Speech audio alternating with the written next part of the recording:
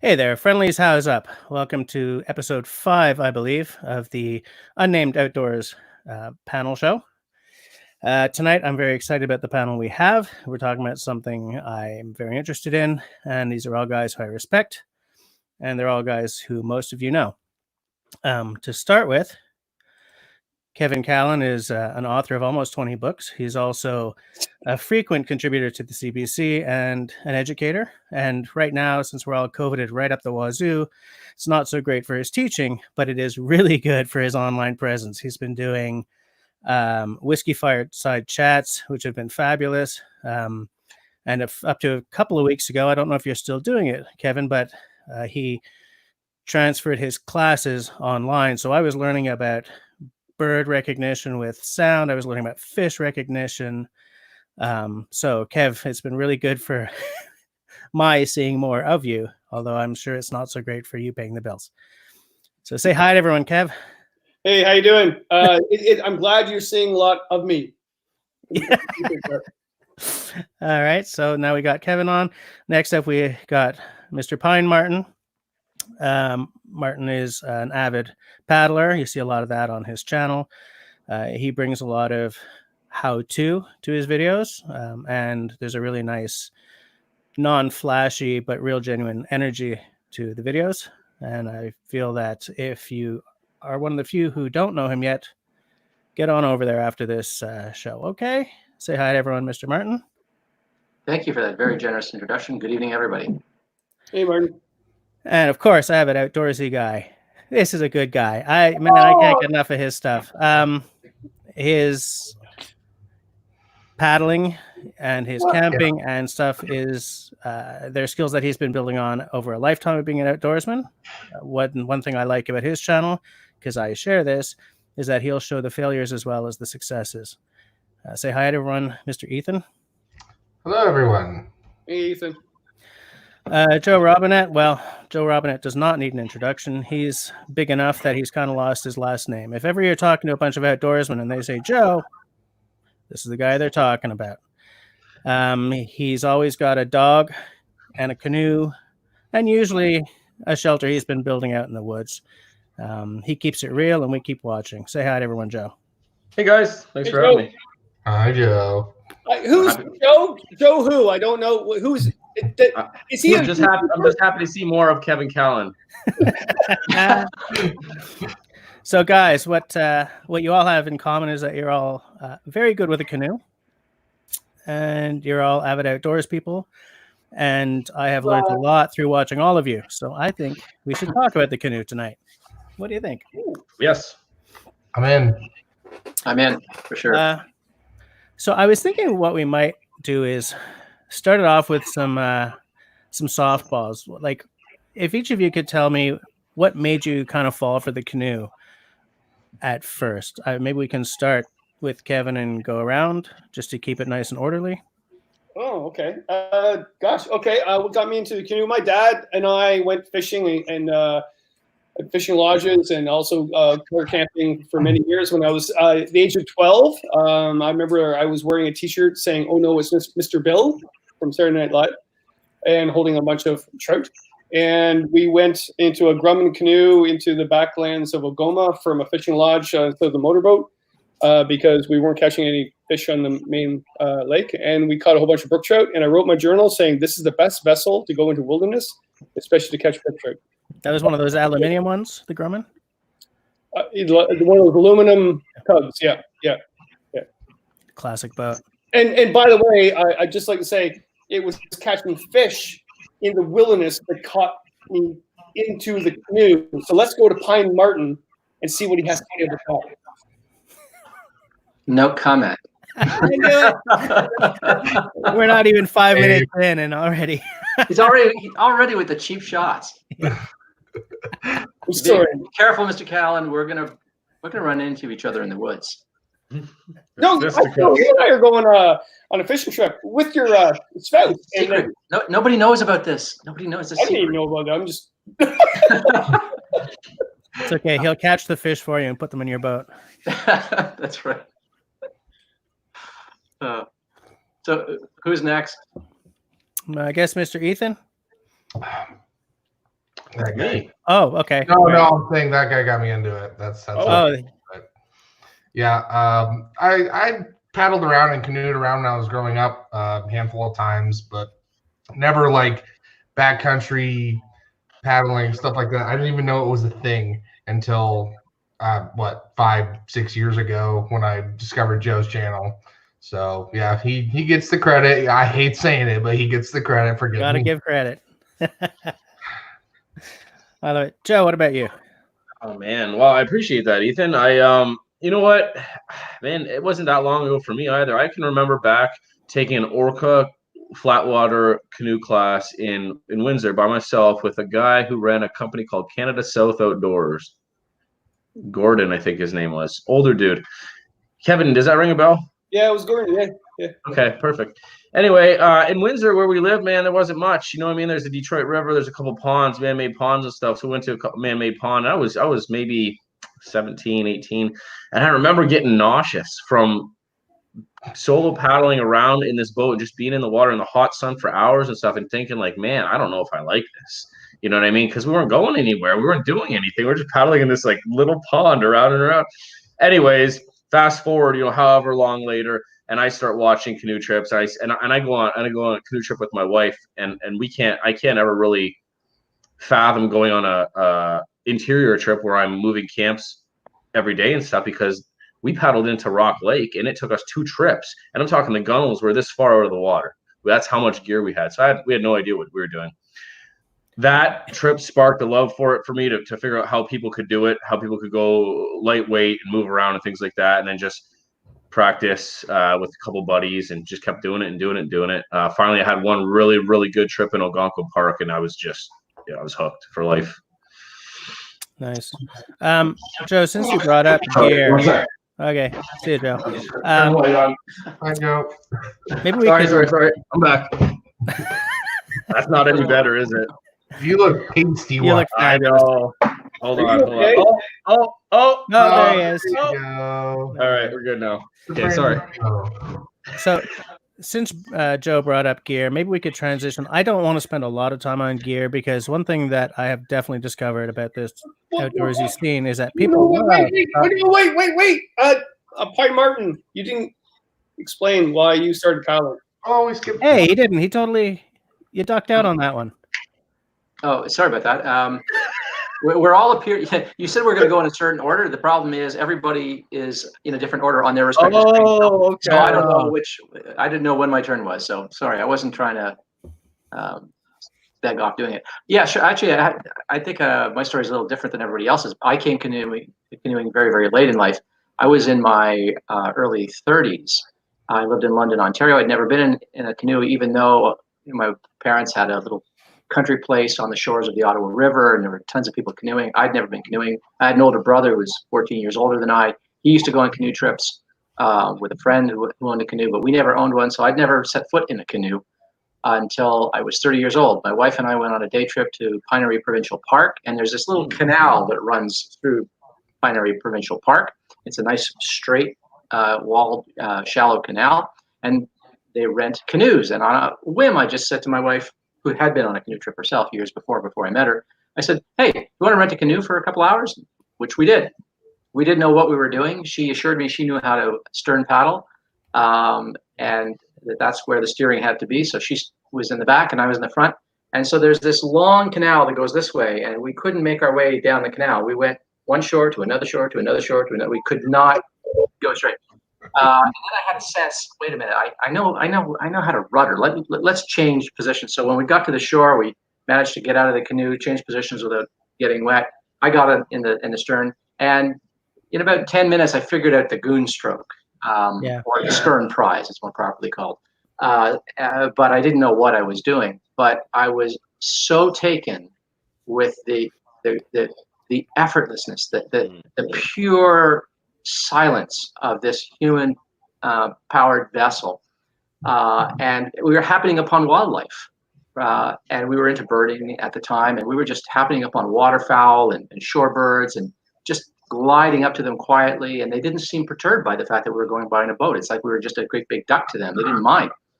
I fell in love with it in that hour. By the time we were going back, at the end of the hour or so, I told my wife we're buying a canoe. And I lived in London, Ontario. So within a couple of weeks, I went to Novacraft Canoe and I had them build me a 16-foot Prospector. And so that was our tripping boat. And from there, we started canoe camping. And when we bought that canoe, they were good enough to throw in a copy of one of Kevin Callan's paddling guide series and told us where to go, which parks to go. And it opened up the concept of Crown Land to us. And literally that hour in the canoe changed the course of our lives. We then reorganized our entire lives around canoe camping, canoe tripping, spending time on Crown Land, and it's thanks to that 1 hour in the boat. Wow.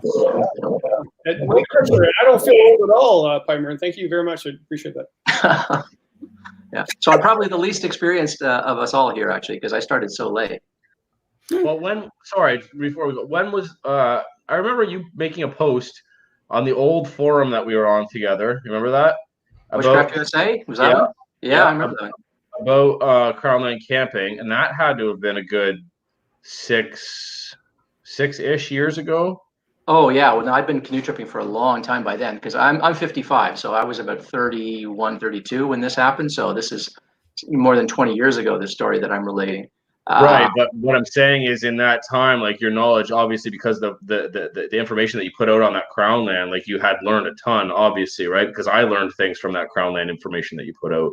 Yeah. Actually, you I don't know if you remember this, Joe. You corresponded with me. You had started a course. You were instructor for a time, and I remember you were looking for a chunk of Crown Land where you could offer this course. And I remember you contacted me, and I was so flattered because your channel was really starting to grow, and of course we had interacted a little on Bushcraft USA, and I was enormously flattered that you would sort of look to me for some suggestions on where to go. Unfortunately, I couldn't think of any place where you could park like 6 cars, because you had all these students.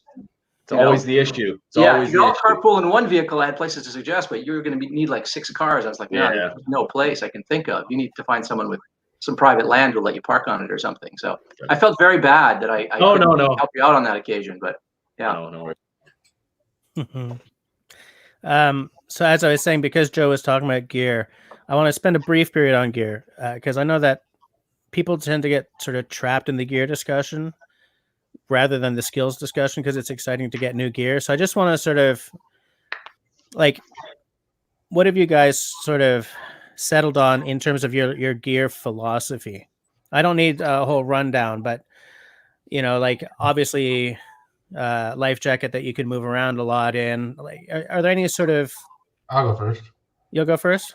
Yeah. Good. All right. So gear, it's a lot about preference, right? Like, everybody has different preferences when it comes to gear, whether they want what they want and for what purpose, right? So I've come to find that when it comes to my gear selections, I like lightweight and I like simple and quick and easy stuff. Like on my canoe trips, I found that I'm not really big on twig stoves a lot. I like canister stoves. It's a little more weight, but it's fast. It's easy. And I'm really lazy when I get to camp. So it's just like, boom, got my food ready. I don't mind carrying a little extra weight for quick stuff. I like tents with bug nets. Like, it's really easy, quick setups, really lightweight backpacking tents and stuff. Stuff like that. Like, really simple, easy to use, practical gear that's lightweight. That's my thing on gear. Well, and if you're canoeing somewhere, you've got a bit more space for weight than if you're hiking in like 10 kilometers or something as well, right? It all, man, I don't know. It all depends. Like, I'm packing for a backpacking trip a lot of the times when I'm on a canoe trip. Again, depending on the canoe trip. Right. Because, like, a lot of the times I'm putting those portages, man, by the end of it, you have 20, 30, 50 kilometers in portage. You know what I mean? That really adds up. You're right. You definitely can put more space, more stuff, but I still... maybe that's the trap, though, right? It is the trap. And you know what else was the trap? When I got that Swift pack boat, because it weighs like 26 pounds, I was like, oh, I'll just, carry 10, 15 pounds more gear It's totally fine. It's the exact same thing. No, it's not the same thing at all. That made that Temagami trip hell for me. That was the most brutal trip I had ever done. We were rappelling our canoes down cliffs to get into portages. Wow. Yep. Who's next? I would second Ethan's thing about lightweight, cheap, and easy. I like freestanding tents because I don't want to have to try and anchor them down while the wind's going, or you know what I mean, things like that. As opposed to have the tents where you have to stake them down, the Hellebergs, what have you. I tend to pack about 30 pounds tops for me on the back because I know I weigh about 130 pounds, 135 pounds. That's about as much as I can carry comfortably, and then that obviously dwindles down with my food. I do like the Kevlar bags, the Ursacks, as opposed to hanging a bear bag, especially dependent on where you're camping. Boreal forest, it's really hard to find a spot to get up a bag out away from the tree and things like that. Just little things. I like that you've both said simple, because not only in bush gear, but in my the stuff I have in my life over the past 10 or 20 years, I've been getting rid of all the complex crap where if something breaks, you're like, oh my God. And I've been replacing it all with the simplest stuff I can find, which often means going back to previous generation of gear, of gear or stuff that is made in the old way, which remarkably means that sometimes for that simpler gear, I'm actually paying more money because it's a one-man shop making it. But hey, whatevs, right? Yep. It's what you're familiar with too. I mean, if you're familiar with the gear, then you're comfortable out in the woods. As long as you're comfortable out in the woods and you know that gear is going to work, then it's fine, right? The best thing ever happened to me was I was working on a whole bunch of guidebooks at one point, and I went down I forget the river. It was the one that goes into Lake Huron. It was a really southern river. It wasn't nothing, but I was working on that for a chapter, and went to get a shuttle, and someone stole everything except my canoe. I was robbed of every piece of gear I had, and then so I panicked because like 4 days later I was supposed to go up by Woodland Caribou for almost a month, and I was like, I can't do this trip. And then I realized, well, I can go up in the attic and get the gear that I had when I started, like stuff you grew up with. Yeah. Tried and true. The pot, so I did, and actually it taught me a huge lesson. It was not to get gear heavy in the mind. Like I mean, we all deal with that, especially if you write about it or do videos about it. You have tons of gear, right? And you talk around the campfire about all your favorite gear, this, that gear, that, whatever, and then you don't even watch the sunset or listen to the loons call anymore because you're just talking about gear. So, yeah. And that's why I'm saying it's kind of easy to get trapped. I worked in magazines for 10 years. Well, I worked in publishing for about 20 years. And for a large chunk of that, I was a professional reviewer. And when this fancy new stuff is showing up at my door, it's very easy for that to become what it's about. Yes. And I try very hard to, for instance, not be a collector. I don't have 100 axes. Part of me would really like 100 axes, but I don't have 100 axes. I don't have 100 knives. Like I don't have a knife drawer. Because I try to really pare down the gear. Because it's a way of just making sure that I remember this isn't about the toys. I think it's okay to collect axes, though. That's the one thing. That's okay. You're on the right channel for saying that. It's funny about you guys. The guy collects stoves. I have so many stick stoves and so many stoves. Like I have so many stoves, but it's just I have a problem. You also collect canoes, dude. No, I have more stoves than canoes. I should hope so. What do you think, Martin? Yeah. Well, so my sort of gear philosophy has changed a lot. When we bought that canoe, we bought it new and it was expensive, and it was one of the biggest purchases that we've ever made in the way of camping gear. My wife and I were experienced backpackers. We backpacked all throughout the United States and some parts of Canada and stuff like that. So we had a lot of camping gear, but we started buying it when we were starving students. So it was all bulky and extremely heavy and not the best quality. And the stuff that had come out since then was just prohibitively expensive. So once we bought the canoe, that was it. We were not shelling out for anything else. I mean, once we had the, the canoe and the paddles and the PFDs and all of the accessories necessary for canoeing, and then of course the ungodly price we had to pay for Kevin's book, and once all that was in there, we had no money for extra gear. So all our gear was big and bulky and heavy, and we didn't care because we didn't know better, because we had never had, and it didn't make any difference. And I have to say, as I've gotten older and I incurred a back injury many years ago, well, 4 years ago, I need a lighter boat now. So I have pared down all of my gear. All of my gear is much lighter and more delicate. My boat is lighter and delicate because I'm lighter and delicate. And so it's easier. Tripping is easier now. I have better gear, and it's easier to handle on portages and muscle over rough terrain and stuff like that. But honestly, the quality of my camping experience is not significantly improved. There's really only one piece of gear that I have bought in all of these years that has very significantly augmented the canoe tripping experience, and that is, I don't want to sound like I'm plugging a product here, but and actually I owe this suggestion to Kevin Callan because he featured it in one of his books. It's the Eureka it's called the No Bug Zone now, but back in the day it was called the Eureka VCS, variable component shelter. It's a bug shelter. It's a tarp with a detachable bug screen, and that extended our canoeing season, and it made the quality of canoe trips much better. And it was nice to have a place that is where you live and where you camp, that is not your tent, which is, as Bill Mason used to say, is just your doghouse where you sleep. Yeah. And that was huge. And that's not something you would bring on a backpack. That's just too big and bulky and heavy. But in a canoe, the canoe is the station wagon, right? You can throw a lot of stuff in. You can throw in chairs and people bring in barbecues and all kinds of crazy stuff. That's massively heavy, and the canoe is just this big, this thing for carrying freight. So it's great for that. And so if you don't have lightweight gear and you don't have the budget for it, just bring what you got and go. Your canoeing experience won't be greatly improved with more modern, lighter gear. It's you acquire these things slowly. So that's my view on it. It's interesting. So I did a whiskey chat. Well, I pre-taped it today with Jim Stevens from Eureka, and I've been friends with him for years. And so we were talking about that bug shelter, and it was really cool story about gear.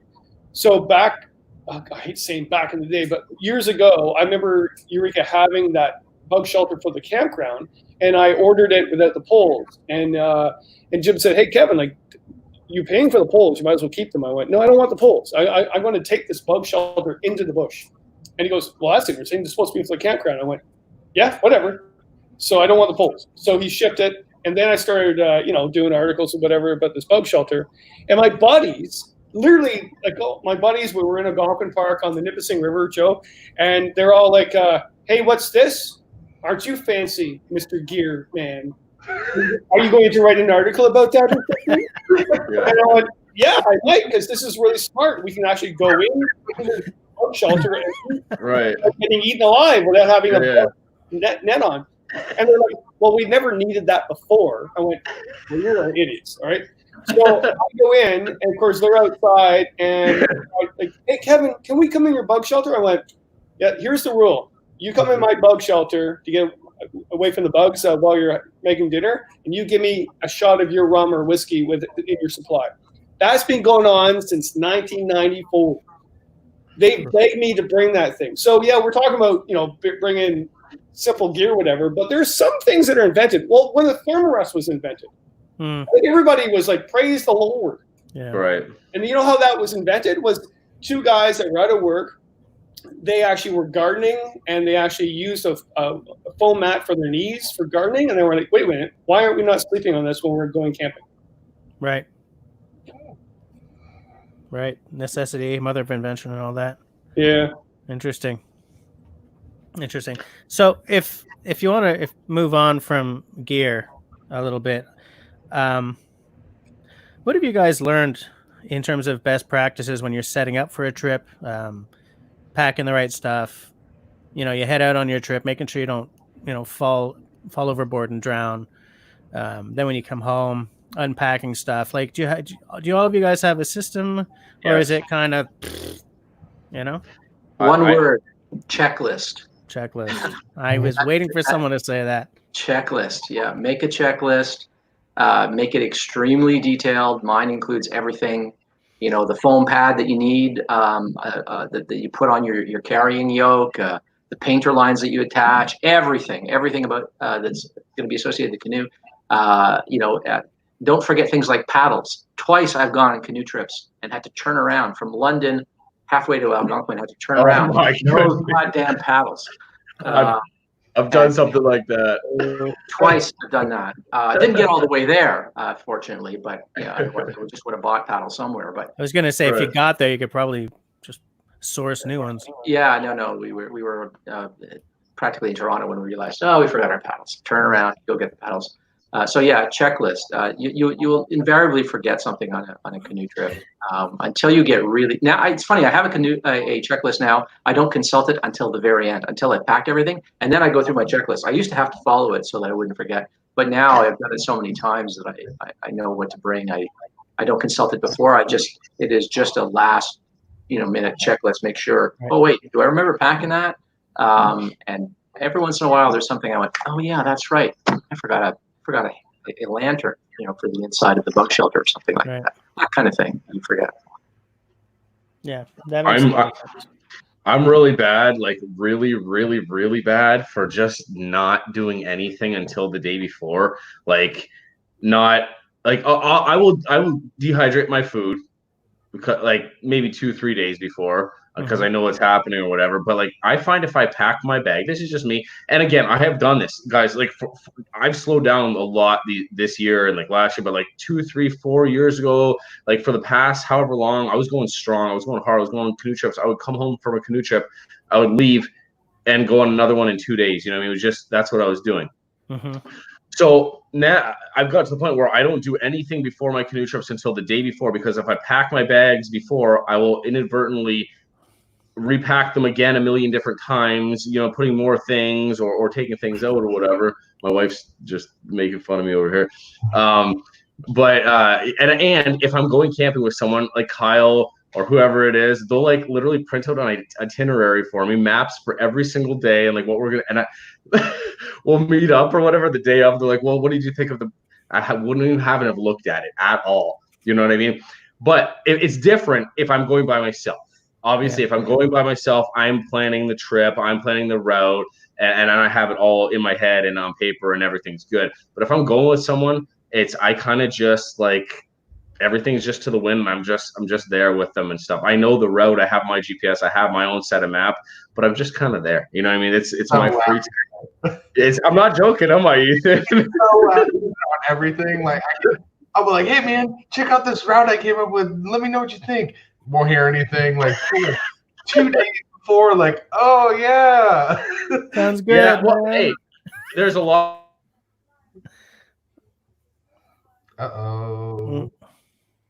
Yeah, he'll come back. But when Ethan's gone.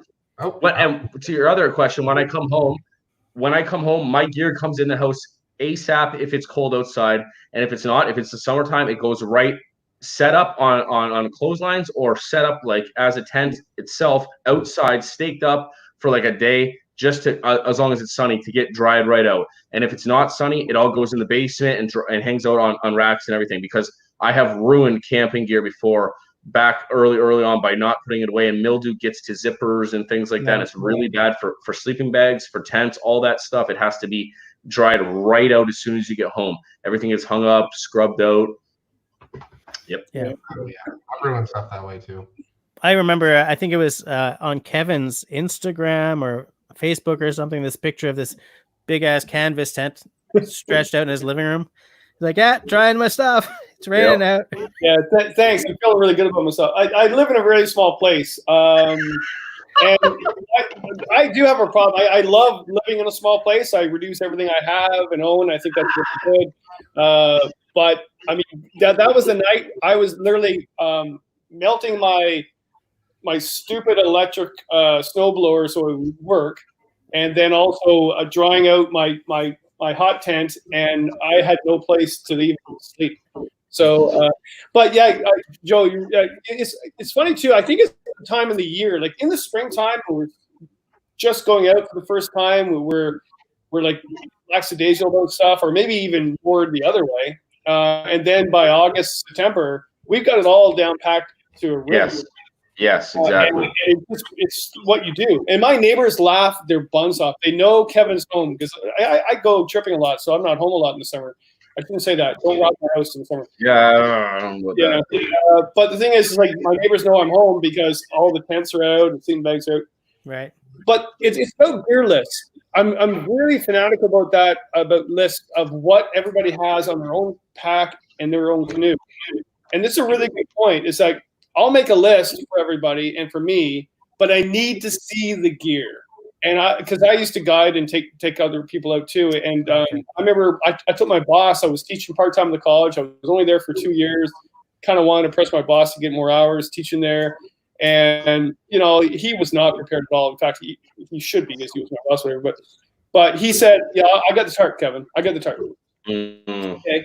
So I, at the parking lot, going down the White River towards Lake Superior, to go along Lake Superior, we're doing a 12-day trip. I said, I need to see the tarp. Sorry, I need to see that you have the tarp.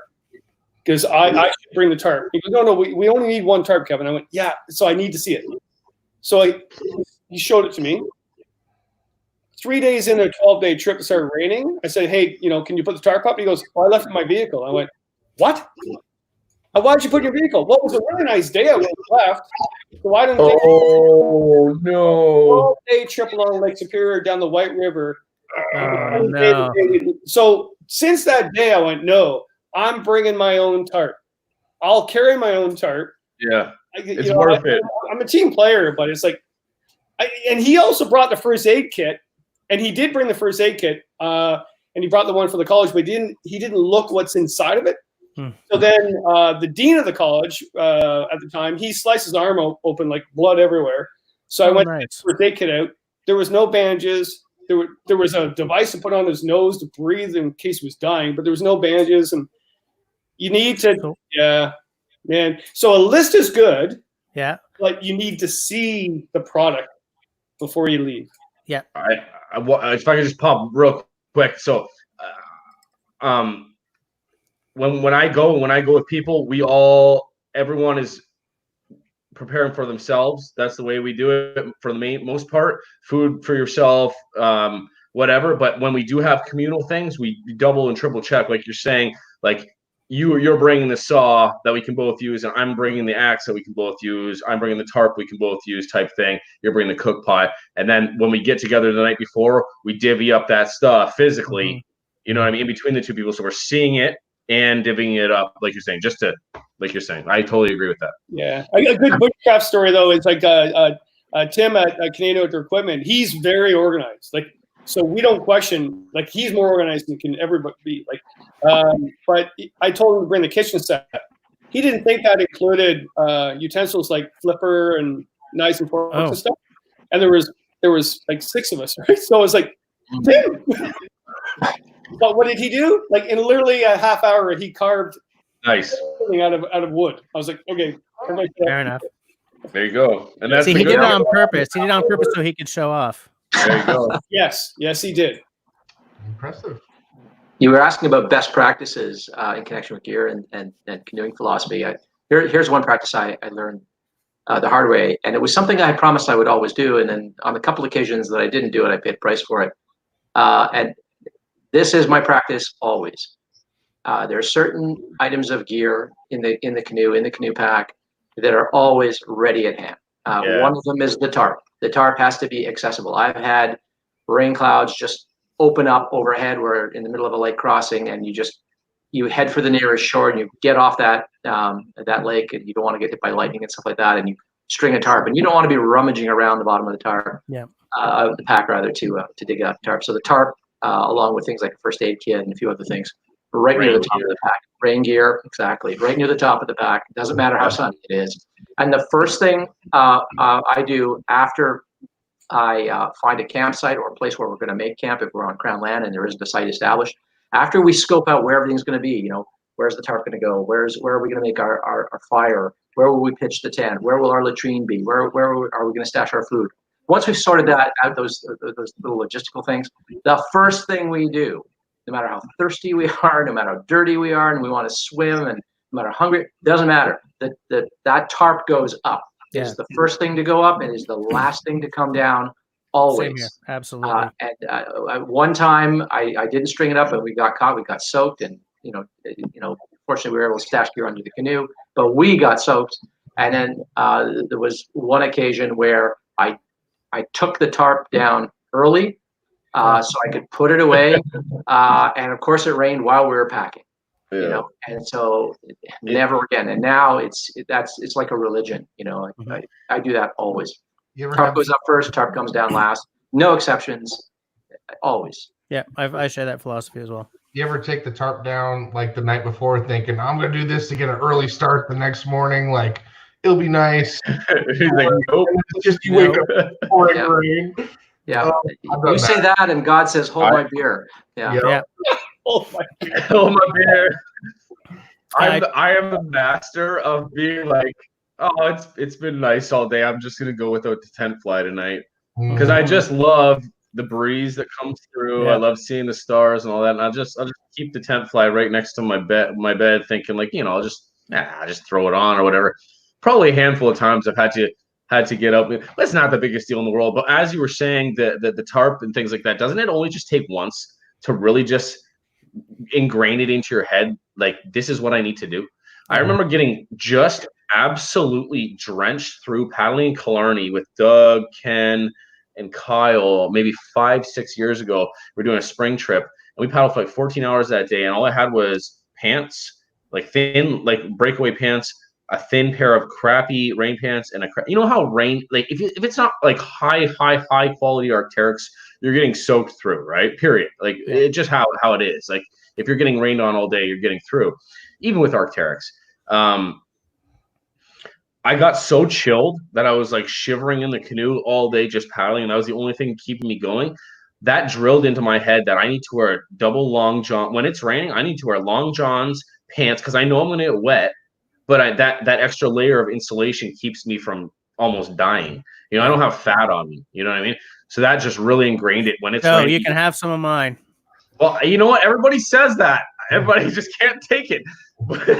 So I bring 2 pairs of long johns in the spring and in the fall now, no matter what. And one is always to wear when it's raining, and one is to wear at night after, because I don't have a second pair of pants. Right. I'm the same way. I'm skinny, and I get cold really fast. When you have those days where it's raining all day, the air is at moisture saturation of 100%. Everything feels cold and clammy, and it gets into you. And unless you sort of have a nice insulating fat layer, you really just start to bleed out your heat. So I'm the same way as you Joe. I absolutely have to have an insulating layer, even in mild temperatures. Warm summer days. Yeah. I wear a toque half the time. Yeah, and merino wool, like it's got a brand, it's merino, whatever merino wool you use. But Andy, my buddy, he's different. Like he can be minus 40 with no shirt on. I'm good, and I'm opposite. I'm really cold all the time. So merino wool, and then at least you can take it off. Yeah, right. I'm the way as Andy, same way as Andy. I'm always running really hot. So you are hot. You're a hot man. Yeah. I'm so hot. I gotta take my. I just want to point out the Bushcraft Daughter asked a question for everyone. Ever had a bear come near your camp or your bear food bag? I'm pretty sure we all have stories. I actually, oh God, I don't believe I'm about to say this. When I was just getting into car camping, shall we say, I had food in my tent with me. Oh. Yeah. Hey, girls, you need to listen to this. Come here and listen to this. Keep going. Sorry. They did this the other day. Because I was a dumb teenager. I was about to start really getting into this in a big way. Anyway, so I had like, I don't know what I had. This is like, I'm 15, okay? So this is a long time ago. But I had food in the tent with me. And a bear knocked my tent down on me. You hear that? Came right through it. And my dad and sister were in the next tent over. This is so embarrassing. Anyways, they heard me like swearing as loud as I could in absolute terror. And they just came out and started. I don't really remember everything that happened, but I remember Rip, big freaking head right there. Wow. My dad and sister doing something very loud or whatever, and the bear just taken off. Well, And you don't ever forget, especially because it seems so unbelievable. It seems so unbelievable, you know. But I mean, the thing is, it was a campground, and that bear had been getting used to people. That's where they're most prevalent. Around Right. this. Those are the problem ones. So, you know, I've never had problems with bears from food because I'm always very careful. But I have been face to face with a grizzly before, and that was terrifying. Yikes. yeah, that's at least. Whew, yeah, that would be scary. You're the bear, Ethan. Yeah, he's so funny. We've seen bears on trips, and it's always been kind of a wonderful, magical experience to see a bear. Never had one come into our camp. No doubt they have come into our camp when we were out on a day trip, paddling, fishing, or something like that. Sometimes you come back and there'll be evidence. There'll be, fresh bear scat and stuff like that. But there's nothing really. There's just sort of there'll be a scent plume of food around your camp after you cook, right? That's going to be there, right? That's unavoidable. But usually your presence is enough to keep them away. I think they're emboldened at night because the camp is quiet, and so if there's a lingering food smell at that hour, that's a problem. So I make sure that I don't get any food smell on my clothes, for instance. If I'm mixing up some food or a batter or something like that, and I spill on me, that clothes has got to get washed, and it's not coming into the tent. So I'm very fastidious about that, almost to the point of neuroticism. There's just as little food odor in the camp as possible. Right. Go ahead, Kevin. Go ahead. Did you just use the word eroticism? Neuroticism. Oh, sorry. Yeah, you need a conjugal visit from your girlfriend, my friend.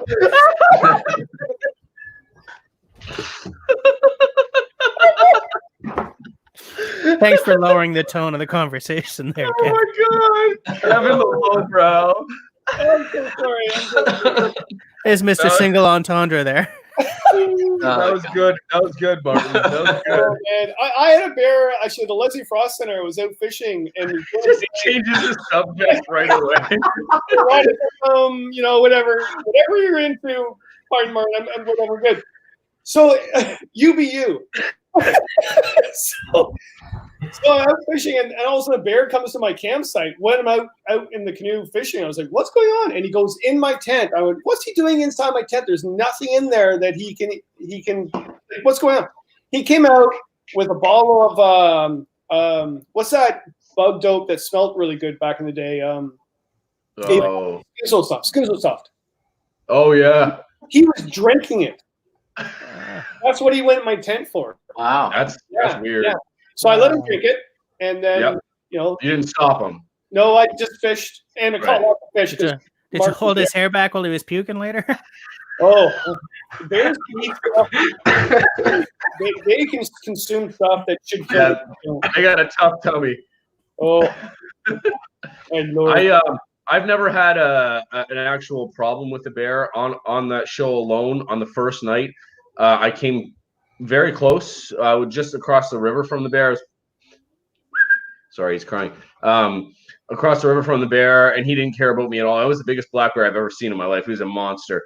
I talked to that guy for a little bit. He didn't care about me, and then I slept maybe 20 feet behind that in an A-frame tarp. I slept 12 hours that night. I was exhausted. But I've never really had a problem with a bear. I have camped with a person who has left, I won't say the name, but he's left fish on the rocks by the water in order to bring them in, type thing. And no, Neil, no, definitely no. None of us. No. But anyway, never worked. And I've camped with that person a few times and he's done it a few times. In remote places, which is definitely not a good thing to do, and I would never do it myself. But I'm just using that as an example. So something like Algonquin Park, you can come across a bear because habituated sites, right? or in a place that's super remote, you can try and bring them in, and they don't want anything to do with you because they know you're there. So there's definitely two things. Yeah, Right. yeah, for sure. I had a poor bugger. Sorry, you get me going on bear stories. If you want to see a bear, talk to any of the native elders I know in the north. If you want to have a bear problem, go camping with me, because and I do everything proper, I do everything right, but they lure on me, right? So, but I did go on a trip down the Missinaibi River, and I met. I got to Barcy Bay Campground on the Missinaibi River, and I met one of my past students that was going through the college. I went, hey, what's that? And he was drunk as a skunk. I said, what happened? What happened? Well, I had this great idea, you see. I live in Toronto, and my girlfriend, my girlfriend from the college, yeah. Well, she's working up here, so I thought I'd surprise her, and I hitchhiked up to see her. I went, well, how'd that go? He goes, well, it took me a week and a half. And from Chapleau to Barcy Bay, he goes, it took me a week to ride because it's a dirt road. I went, yeah. Well, what's wrong? He goes, well, she was with someone else. I went, oh my God, you poor bastard. And is that why you're drunk? Yes, I'm very drunk. Okay. So he was in a tent, and he was roasting a chicken on the fire when he passed out. Oh, Christ. And a bear, I have photos of it. Everybody gathered. It was almost like entertainment. The bear walked over his legs and even sniffed his crotch, whatever, and then ate his chicken roast and then continued on. And do you think that he would believe that in the morning? Nope. Where did he get a chicken? He wasn't in the middle of the wilderness? I think his girlfriend felt bad for him, so gave him a chicken. Or maybe here, I'm cheating on you, but here's this chicken. Yeah. Oh, and I remember I'm thinking, so what did we learn from this? And I thought he would say, well, don't roast the chicken. No, I said, no, call before you come to visit. Don't date a girl from Chapleau. Yeah. I mean, really, did you not think of calling first before you hitchhiked for 2 weeks? I just want to point out the question at the bottom of the screen from Retired Outside, because it sort of harkens back to something that Joe said. He says, yeah, which of you hang your food? For those that don't, what do you do instead? Well, I will go first real quickly. I use a earth sack. It's a Kevlar bag. You tie it to the bottom of a tree. You use it in a certain way. It's nothing spectacular, nothing crazy. Super easy. And the bear potentially can't get into it, can't pull it off. And then if you tie it tight enough, the mice and the chipmunks and stuff can't get through the little hole. I have had experience, or seen video at least of experience, of people, a bear trying to get into one of these Kevlar bags with food in it and couldn't do it. Nice. It also goes in a big Ziploc inside the Kevlar bag. Yes, it has an A-lock smell-proof sack inside, and you can also get this thin aluminum sheeted sheet that you can put it to protect from being crushed when the bear's trying to, But it's dehydrated food for the most part. You know what I mean? It's pretty crushed as it is. So, are those expensive? No. Yeah. No. Yeah. They're expensive. Too rich for my blood. I was going to say, are they expensive for someone who's not Joe Robinet? No, Joe's. They're so cheap. Joe can buy one for me. Hey, I'll send you one. You know what? I in my videos, this is real. This is candid. In my videos, I don't say Ursac. I say Kevlar bag, because I try to get some sent to me, and they wouldn't send them to me for free, so I don't want to promote them. It's funny. I contacted them because I'd like to try an Ursac. Yeah. But they're really quite costly, and then you have to buy this sort of plastic scent-proof liner bag and stuff like that. It's not cheap. No, they are costly. They are. Yeah. But they were all too small. I mean, when I go on a canoe trip, if I'm going for a couple of nights, no problem. Plenty of food will fit in there, because you got to fit other things in there than just your food. You're going to have to put in everything that's scented. Your toothpaste and your soap and all that stuff's got to go in there. So I wanted to find out if they had a more capacious bag that they were going to come out with, and they replied and said, yes, we're coming out with a larger bag this year. And I said, great, let me know how big it is, and I might pre-order or something like that. But I never found out what the volume was going to be. But so to answer Retired Outside's question, I hang my food. For years, I used to put my food in a plastic barrel, and that keeps the critters out for sure, the little critters. And then to keep bears away from it, I used to hoist it up a tree. But those things are so darn heavy and bulky, and I just realized I didn't need to do that. I could just put all of my food inside a dry bag. I can either double bag it or single bag it, depending on, and then hoist it up a tree would be much easier to do. If I'm going to be in a place where there's no trees to hang things from, then I'm going to have to do something like an earth sack, or I'm just going to have to stash barrels and sort of do things the Cliff Jacobson way. But in almost all instances, I just hang my food from a fine rope, synthetic rope, over a limb, far from camp, and that's how we've always done it. I've never ever had even a mouse or chipmunk get into our food, never. But where I find where critters are apt to get into your food is in camp. If you take your food down from the tree or from your cache too soon and you leave it around camp and it's open and accessible, that's when the bold mice and chipmunks and stuff like that will find it. Now, I gotta say something. But I watched your latest video series of your Crown Land. You don't eat shit, man. What? You don't eat anything. You eat one meal a day because of your whole philosophy. Okay, that's true. That's true. No, that's true. That's true. You don't eat breakfast. You don't eat lunch. You have one. You have maybe a little mint. You have a mint. Okay, that's not true. Okay, that's not entirely true. Okay, so I need to save face here a little bit. So my wife and I are on a ketogenic diet. So we're on a very, very low carb, high fat, modest protein diet. It's very, very satiating. We only need one meal a day. We're just not hungry enough for two. I mean, that's how we eat all the time. We eat 1 or 2 meals a day. Plus, we'll go fishing, and I can't eat fish. I'm allergic to it, but we'll go fishing and catch some fish for my wife. So she'll sometimes have a shore lunch or something like that, in addition to the big supper that we have. So we have coffee in the morning, and then we don't really eat again unless we catch some fish. We don't eat again until supper. So we do have one meal, but that one meal has more calories in it than your 3 meals and 3 snacks a day. So we're not eating 5 and 6 times a day. We're eating once a day, twice a day if we have fish. But the caloric content of our meal is every bit as rich as what most people have. So that's true. And the volume, yeah, it's somewhat smaller volume than it would be if we were having all of these like 3 dehydrated meals a day or something like that, plus snack bars and all of that stuff. So the volume is less. So yes, it's true. We don't need the big barrels. I mean, there was a time when we used to eat a more conventional diet, and we still dehydrate food, but no, the volume is less. The weight is probably about the same because it's fairly dense food. It's fat-rich food and heavy in protein compared to what most people eat. But no, it's more practical. I recommend it. There are a lot of advantages for those people who are into extended canoe trips to eating this way. Things just don't spoil. It's really nice that way. Yeah, and just so everybody knows, I tease Martin a lot. That's my Irish Scottish character. He's a very intelligent person, a really nice man. I've only been out to date with him, and I can't wait to go on a trip with him. But I just can't stop it. Oh, you got lack of Yulin. Oh, nice. It's only the 8th. I do. It's only the 8th, though. What do you got? Lag was my time, buddy. Akatoshi. Easy Post Malone. Easy Post Malone. Oh my God. All right, I'm gonna go to get a bottle, but I do want to say one thing. I'd like to say hi to Dennis from Canoe Hound Adventures. He had a very, very cool interview on today.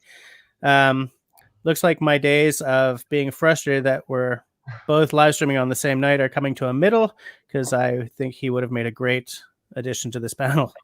I'm gonna go get some scotch, and I'll be right back, guys. All right. Well, I just wanted to ask Martin, because we're, like you said, similar builds or whatever. You don't feel like I feel, and again, I'm not eating that big calorie-rich supper that you are, but I feel when I'm canoeing, I can feel my energy deplete, and then when I eat, I get energy again, fuel, like a car. Yeah. You don't feel that way? Well, I used to. So I mean, like everybody else, or like most everybody else, my wife and I ate a sort of standard North American diet that was high in carbs, modest fat, modest protein, but a lot of carbs, a lot of stuff with sugar in it, lots of stuff with flour, pasta, rice, starchy vegetables like potatoes and stuff. That was sort of the mainstay of our meals. And then we switched to what's called a ketogenic diet, which is very, very, very restrictive on the carbohydrate content. And we went to that diet for a couple of reasons. One, we put on a few pounds. I'd injured my back and I couldn't exercise, and I was stuck in bed for literally 3 months. I was bedridden. So I couldn't exercise, and I was bored, and I was eating a lot of just stuff that was around the house that was palatable. So I was putting a lot of weight, but I couldn't exercise it off or anything like that. So we went on this ketogenic diet in part so we could both shed a few pounds, and we lost every spare pound that we had effortlessly, both my wife and I. But also she had just a ton, I don't want to get into specifics, but she had a ton of abdominal pains of various sorts and all kinds of tummy troubles. And I know, Joe, actually, you've very, very candid in your videos about some of the abdominal and intestinal problems that you had over the years. And she had a lot of those kinds of issues. And it limited what we could do, how often we could go out, and how long we could stay out and stuff like that. All of that cleared up when we switched to this diet. So it had that benefit. But the real benefit, the sort of the day-to-day practical benefit, which we didn't anticipate, was when you get rid of the carbs, you're no longer living off of blood sugar, because carbohydrate. Sorry, this is turning into a nutrition lecture. No, I'm just laughing at these guys. Okay. Anyway. So when you eat a lot of carbohydrate, what happened is a carbohydrate is a long chain of glucose molecules, right? It's basically blood sugar, right? So when you ingest it, your body breaks it down. It breaks down into glucose. So what happens is your blood sugar goes up. Now, blood sugar is not good for you. Your body has to do something about it. So your pancreas secretes insulin, which sequesters that blood sugar into cells. But your cells become insulin resistant. They can only accommodate so much blood sugar. But there's one kind of cell in your body that can accommodate an almost indefinite amount of blood sugar, and that's a fat cell. So when you eat a lot of carbohydrate, your blood sugar goes up, insulin gets secreted, and what ends up happening is your energy level is high because you've got all this blood sugar to burn. Insulin gets secreted, it gets sequestered into your fat cells, so you put on fat. Now you cleaned out the blood sugar, and then you go through that crash. And so that going up and down, like, is a function of eating a lot of carbohydrate and elevated and then decreasing blood sugar. And so then you need a snack. So the way I used to eat was I would get up and I would have breakfast. And then I'd have a snack between breakfast and lunch. And then I'd have lunch. And then I'd have a snack between lunch and supper. And then I'd have supper. And then I'd have a post-supper snack or a bedtime snack. And so I would eat about 6 times a day. And so my blood sugar was going up and down like this. And so I was steadily putting on a few pounds over the years. I mean, I'm 55. You're a young man. You probably won't see that. But at some point, you will see that. I'm not that far behind you, buddy. Yeah. And but anyway, so what happened, though, is so when your blood sugar goes crashes like that, your brain secretes a hormone called ghrelin, which is the appetite-inducing hormone. It makes you hungry, and so you get hungry. So you need to eat. You feel that tummy growl, and you need to eat. And you feel the energy level going, and so you eat some carbs. You eat a granola bar or something like that, or you eat a ramen noodle, and poof, you're back up again, right? But then you have that crash later on. Yeah. When you eat a diet that's very, very high in fat, modest protein, very, very low in carbs, your blood sugar is really, really steady, really flat. That's why they recommend it for diabetics, type 1 and type 2 diabetics. Instead, your brain, when it's operating on burning your body fat, because that's what happens. People say, "How come you're not hungry all day?" Well, I am eating. I'm just not filling my face. I'm burning my body fat, which is why you have body fat. So I'm living off my fat.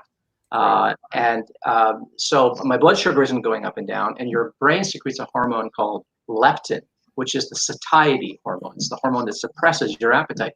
So when you eat a big fatty meal, you're not as hungry throughout the day, right? So we didn't plan on eating 1 meal a day. What happened is we used to eat 3 meals a day when we switched to this diet. And then we noticed that we were pushing breakfast later and later until it was almost lunch. So we were having brunch. And then we said, well, we don't really need lunch. We kind of had a late breakfast. So then next thing you know, breakfast kind of dropped out. We were just having lunch and supper. And the next thing you know, lunch disappeared. And we were just eating 1 meal a day. So it kind of happened. And this is a very traditional, ancient way of eating. Our ancestors didn't eat 3 meals a day. For millions of years, there wasn't agriculture, right? Agriculture is about 10,000 years old. So, Martin. Yeah. Or Or you could eat 6 meals a day like Kevin. Or Pine Martin can't catch any fish, so he tells his wife, sorry for doing this new diet and not eating anything.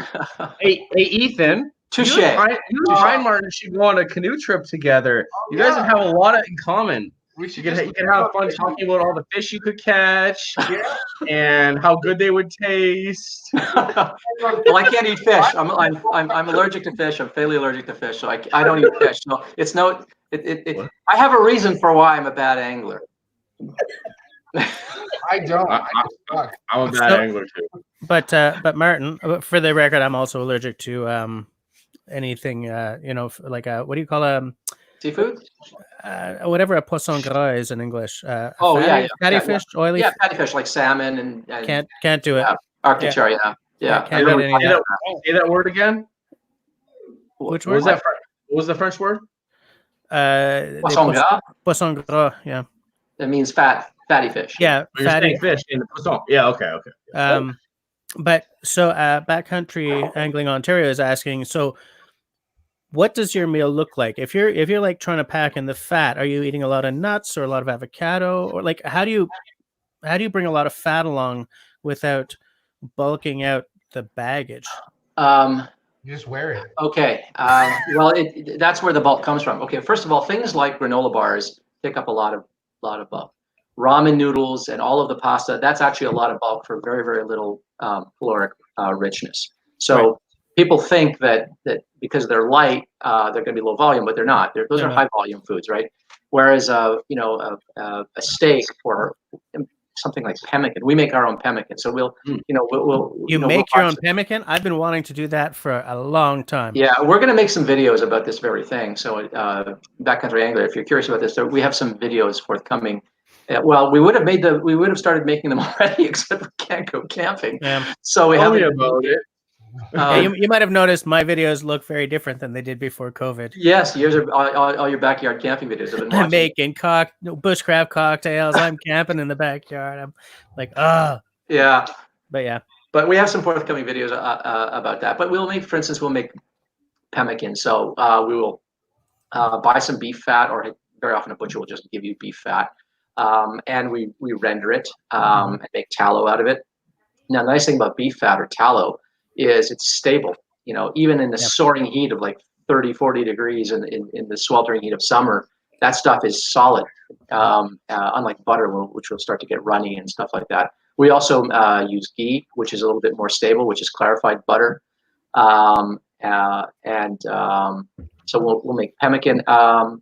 Coconut oil is great. We make something kind of like a bulletproof coffee in the morning. I'll sometimes add a tablespoon or so of coconut oil, which is nice and solid, and it's like 100 calories with your coffee in the morning. That'll sustain you easily until supper through portages and making camp and all the rest of it. So there's lots of ways, and there's hard cheeses. Hard cheeses don't spoil, so I mean, when you think about it, there was a time before food dehydration, and there was a time before dehydrated meals. Right. Yeah. And people managed to eat fatty foods, and they weren't bringing pasta. The voyageurs were not going around with pasta and ramen noodles and backcountry pantry meals or anything like that, right? But they were eating and the other thing is this: fat. People are worried that fat will spoil. Fat doesn't spoil. It goes rancid, but what that means is it oxidizes, and that affects the flavor, so it doesn't necessarily taste good after weeks or something like that. Yeah. But it doesn't spoil, right? Kevin. Fat is almost impossible to make rot. It's really hard. And the other thing is you have to, when you pack meat, raw meat, you have to pack it sort of intelligently. What you don't do is you don't stick it in a Ziploc bag, for instance. If you want a piece of meat to rot in your fridge, go out, get a steak, throw it in a Ziploc bag, put it in your fridge. Yeah. Go out, buy another steak, identical to it, put it on a plate or on a grate in your fridge, completely uncovered. In 3 weeks' time, one of those steaks, the one that's uncovered, will have started to dehydrate, and it will be perfectly edible, and it will taste as flavorful, though not quite as juicy, as the day you bought it. The other thing will be green and disgusting and inedible. When you go to the butcher and you ask them to cut you some steaks, that steak is sitting on racks and it's hanging on meat hooks. Yep. There's no meat covered back there. Yep. They And cover it looks, meat it for looks you. gross too, right? It's green and black and all that on And the outside. it can. Oh, But okay. but if you go behind the butcher's counter, you'll see there's just meat exposed everywhere. We wrap meat in plastic and in styrofoam trays and stuff like that, so that they can display it not behind glass but openly, so you can handle it and look at it and stuff like that, and you won't cough on it and stuff like that, so it won't make a mess, right? I mean, when I was a kid, when you went to the butcher, there was no meat you could handle. It was all behind glass, or you would tell the butcher what you wanted. Yep. He or she would cut it for you and wrap it up in a kind of wax paper with twine. No plastic, nothing like that, right? And None of that modern crap. Well, it's just that we think that is a sanitary way to preserve meat. That's the way that guarantees your meat will spoil. Martin, can you do me a favor? Yeah. And can you tell Joe and Ethan to behave themselves? I laugh at Kevin. Well, no. Kevin, what's Kevin doing? I'm delivering a boring nutritional delivering a boring nutritional lecture, so I think it's learning a lot right now. good, actually. It's very informative. But I'm making a note in my journal: never go canoe tripping with Pine Martin.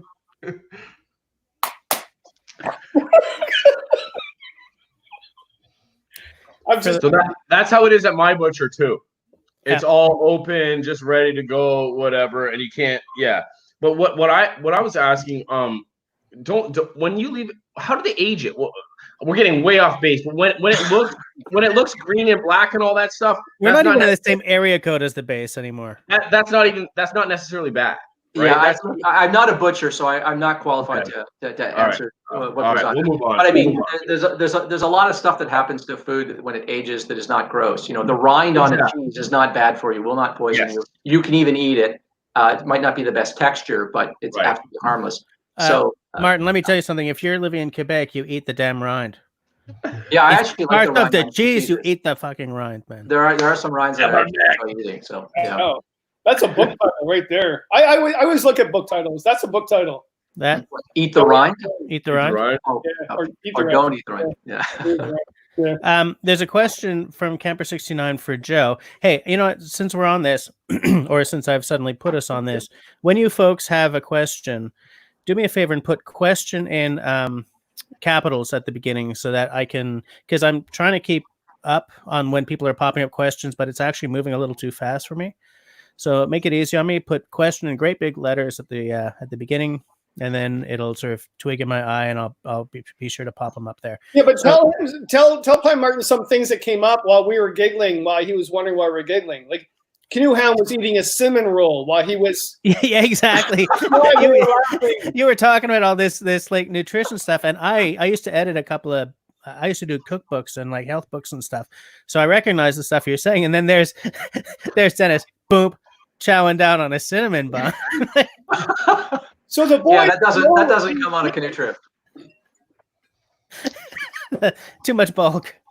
I'm gonna fill a bladder full of Red Bull the next time I go on a trip. Yikes! Yeah. So there's one thing that we bring that's not ketogenic on a camping trip, and that's this. There you go, buddy.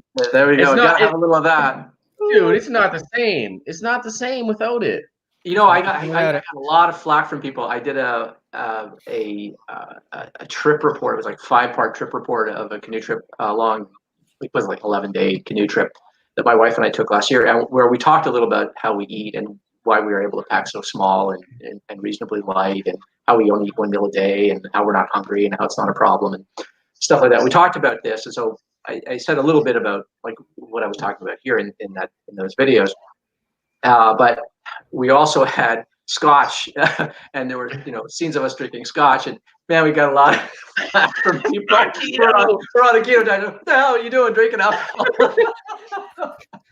Yeah, this is our contradiction there. But you got to live. Sorry to answer. What was that question we skipped past? It was Joe. What do you pack to keep your weight down to 30 pounds?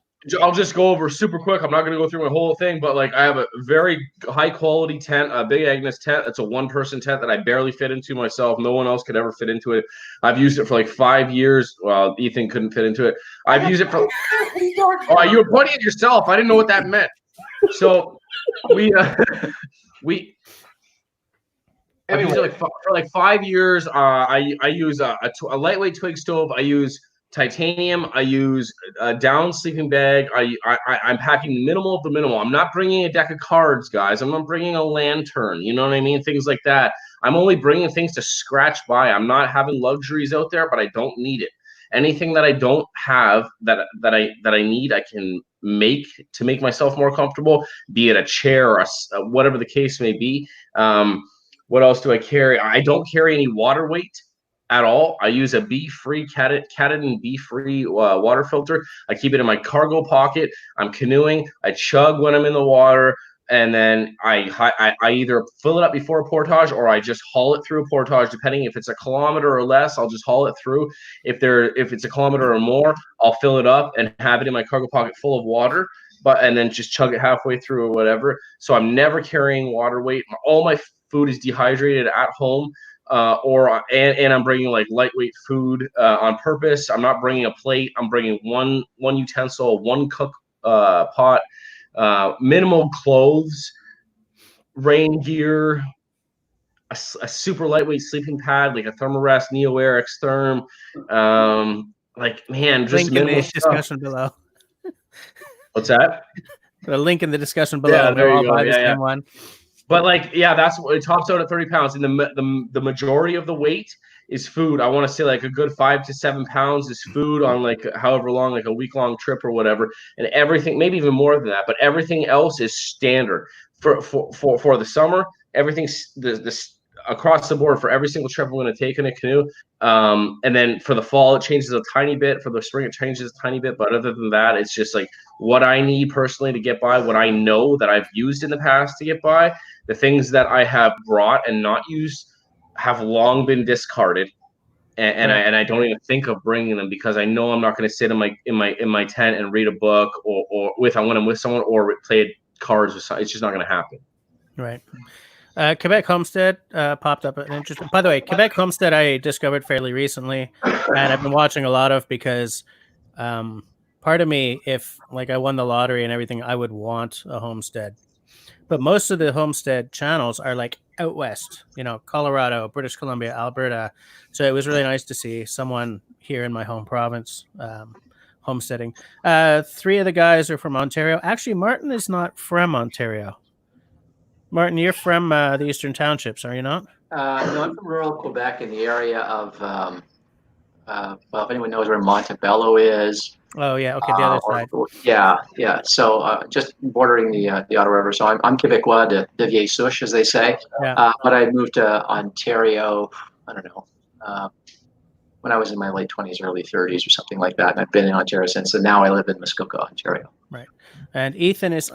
Where the hell are you, Ethan? You're not in Michigan, are you? Nope. I am from Northeast Indiana, representing the American side of the panel. Indiana. So just it's a question that sort of pops up every now and again when I do a panel because I guess we don't all have the same accent or something. And the bushcraft daughter, ever get really tired and don't want to paddle anymore? I have had that with kayaking. I haven't of late. Most of my paddling experience has been kayaking, and man, yeah, sometimes I'm like in the middle of a lake or something, and I'm like, I'm just gonna stop and maybe sit here for a while. And there's something about kayak paddling, and I don't know if pack boats, those sort of double enders that you guys have, I don't know if it's the same sort of core workout as if you're trying to do the proper kayak I definitely move.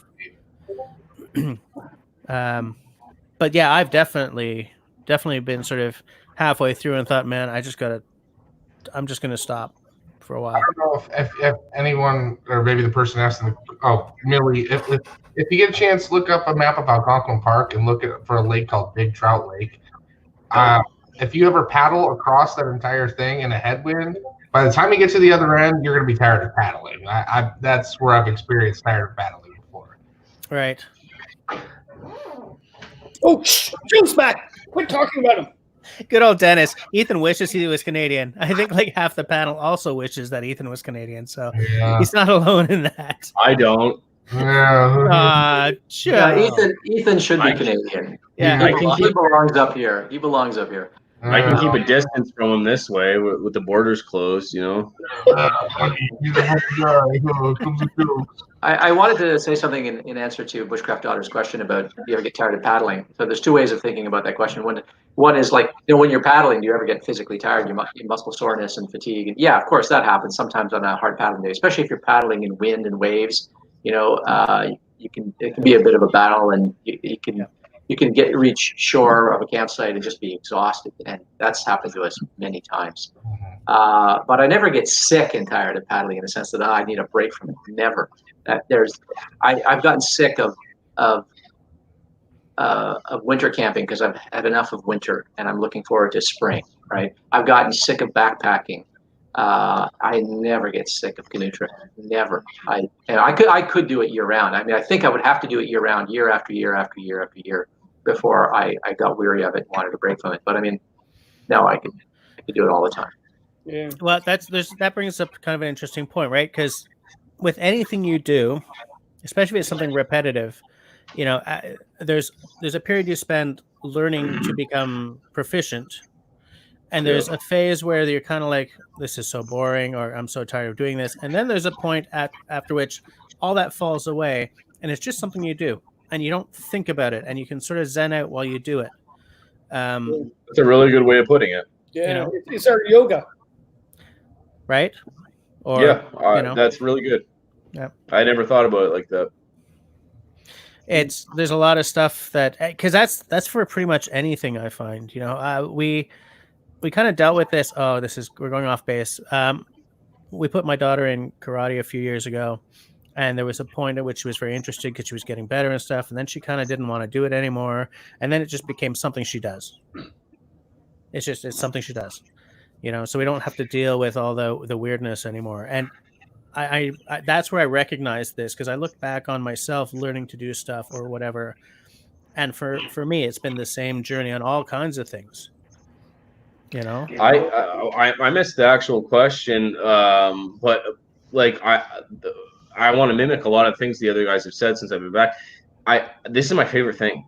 This is my absolute favorite thing. I go camping for a living. This is my job. People are like, this is my job. I could give or take going on overnight adventures. You know what I mean? I could give or take a lot of the things. But canoe tripping with a friend, with a couple friends, by myself, fishing, finding new spots, it's what I love. It's what I look forward to the whole year. I have been tired of paddling in windy stretches after freaking 4 or 5 days of paddling. I've definitely been tired of the physical act of paddling. But the thought of paddling, the thought of camping, the thought of canoe tripping, I'll mimic exactly what Martin said. It's just no. I don't. I have tired of a lot of things. I have made my hobby my job. Okay, think about that. But canoe tripping, wow! Like, it's just something that I get a feeling like when you're completed the day, and the sun's going down, and you can feel that cool coming in, and the sky's going from like blue to red to purple to pink to orange, you know what I mean? Just whatever it goes in order. And I love to be in my boat. I don't even need to fish. The lake is glass, and just absorb it all, you know what I mean? And then go back to camp, have your fire going while you're at camp, see it from the lake, you know what I mean? That is just the ultimate. I have one other small thing I could add to that with respect to the idea of sort of getting fatigued and weary of paddling. When you're learning how, it's hard. It's hard. It's like walking uphill or climbing stairs. It's just, you have to concentrate. You're always correcting and over-correcting. It is not. There's nothing Zen-like about it. It's a bit of a struggle to stay on course or to tack properly in the wind and stuff like that. You're paying attention to every paddle stroke. Yeah, exactly, and that's mentally and physically exhausting. And so a day of that, I mean, that's not a lot of fun. You're happy when you reach the shore. But once your body learns how to do that, once that is sort of completely incorporated into your muscle memory, you can go for hours and hours and hours. And it's not that you don't get tired; it's that it doesn't drive you crazy, right? And then you can take a little break for a while. You can sort of get in the lee of an island to get out of the wind for a while and take a break, have some water. Up And on then a you feel portage. refreshed. Up on a portage. Oh yeah. Oh, I mean, yeah. You can be so muscle sore from paddling for hours and hours and hours, and then you cross that portage, and then when you're on the portage, well, you thought you were suffering before. Yeah. A portage can feel like you're on the cross. You know, it's really bad. And then you see that blueness through the trees. The You blue. see the water, and you're like, yes, I'm there. And then when you get in the water with that boat and you've loaded your boat and you take off after the portage, it doesn't matter how tired you were before, it just feels like the most effortless glide in the world. It's fantastic. And even if there's a wind, it's like, it's no big deal compared to what I just went through. So yeah, it's very rewarding, but your body has to learn how to do it. Just like when you walk now, it's not an effort, whereas walking upstairs or walking up a steep hill is an effort. That's how it feels at first, but eventually it just feels like walking, and it feels fantastic. Yeah, the big thing about that though is that really is an epiphany. Is like I've had marathon runners come up to me and say, "I have the same feeling, Kevin. When I marathon run, I feel the same adrenaline as you would paddling." I went, "Actually, you don't. I get what you do. I get what you do, but when I paddle, I get into some wilderness that I want to be in. Yeah, hitting a road." Right, and I'm not knocking marathon running whatsoever. I'm just saying it is not the same. Well, go ahead. Sorry, no. I just want to point out what Nate said. Once you set up a paddling rhythm, a cadence, it's easy to forget you're paddling and therefore tired of paddling. That seems like a nice soundbite about what we're talking about here. It's, I mean, it, and to me, I recognize it in the way I was talking about other things as well. Even to backpack on what Kevin said, we are marathon hiking as well. Right. You know what I mean? It's not, we're doing both. It's a biathlon, is it not? You know what I mean? When you're getting out of the canoe, you're setting up your canoe for a portage now. It's not just hop out and portage. You're setting up your canoe, especially me with a pack boat, Ethan and I with a pack, setting up for a portage, heading down your portage. Sometimes that portage is however long. Those portages are where I lose myself. Those portages, those long-ass Algonquin portages are where my mind goes. You know what I mean? And you don't even, at first, you're counting the steps. You know what I mean? You're counting, you're like, oh my, I gotta be there. Yeah. The last one was 800. This one was only 600. It feels like I've been 800 already. You know what I mean? Just weird shit all the time. But like after a while, man, it just becomes this like Zen. This meditative, like the same as paddling. Like it's crazy, man. And I wanted to point out too, it's not just when you first start. It's at the beginning of every season for me. It's at the first canoe trip of every season, no matter how many canoe trips I've been on, and I know what happens. And I've said this before, like Kevin said it. I've got this from Kevin. It takes 4 or 5 days to get into the rhythm of things. But I know at the beginning of the, like, I'm like, oh man, I don't know if I can do. I'm paddling. I don't know if I can do this. Like my arms are giving out. You know what I mean? Yeah. You know, it's a very day-to-day version of that, Joe, is I find at the beginning of every season on my bike. Okay. You know, your first bike ride, you're on for a couple of hours, you get off and your arse really hurts because you're not used to being on that saddle, and your legs are kind of rubbery. And it's like, oh, wow. But then by about a week or two later, if you're getting on every day or every couple of days, you're back to, oh, yeah, of course I got this. Exactly. Yeah. Yeah. Mark Pootmans asks, who likes midnight paddles under the stars or under the moon? I've never done that, so it sounds heavenly to me, but I've never done it. No, I've never done that night either. No, never. I'm too tired at night. Too tired. Yeah, me too. Mm-hmm. Me too. Am I the only? You're the only wilderness paddler, Kevin. No, at night. Oh, I've done it one time. It was really cool. Yeah. It's spooky. It's spooky. It's like I've done it a couple times, but the one memorable one was I was on a solo trip and was finishing on Obiango. So a lot of people know Obiango, right? So like there's a whole bunch of other stories you could tell, but that one was I could what? Who was that? There's alcohol on this live stream, for God's sakes. Oh, I know. She's seen far worse than that. Hi. No. All right, girls, go on. You're up there in the flow. Go on. Get from here. Go to bed. It's too late. Go to bed. It's a school night. Oh yeah. Yeah. My eldest is watching Ninja Warriors. Is that what it's called? You know that show where she's upstairs with her mom watching that right now. That's good. Joe is like a more famous me. We both have two daughters, about two kids of around the same ages. Oh, nice. My eldest Camille is 8, and Clémence is 1 and 5 months, I think. Very, very similar ages. Yeah, That's cool. That's cool. That's off base. That's neither here nor there. What show I was watching of yours one night, and while you're talking, you were making a baby formula. Oh yeah, because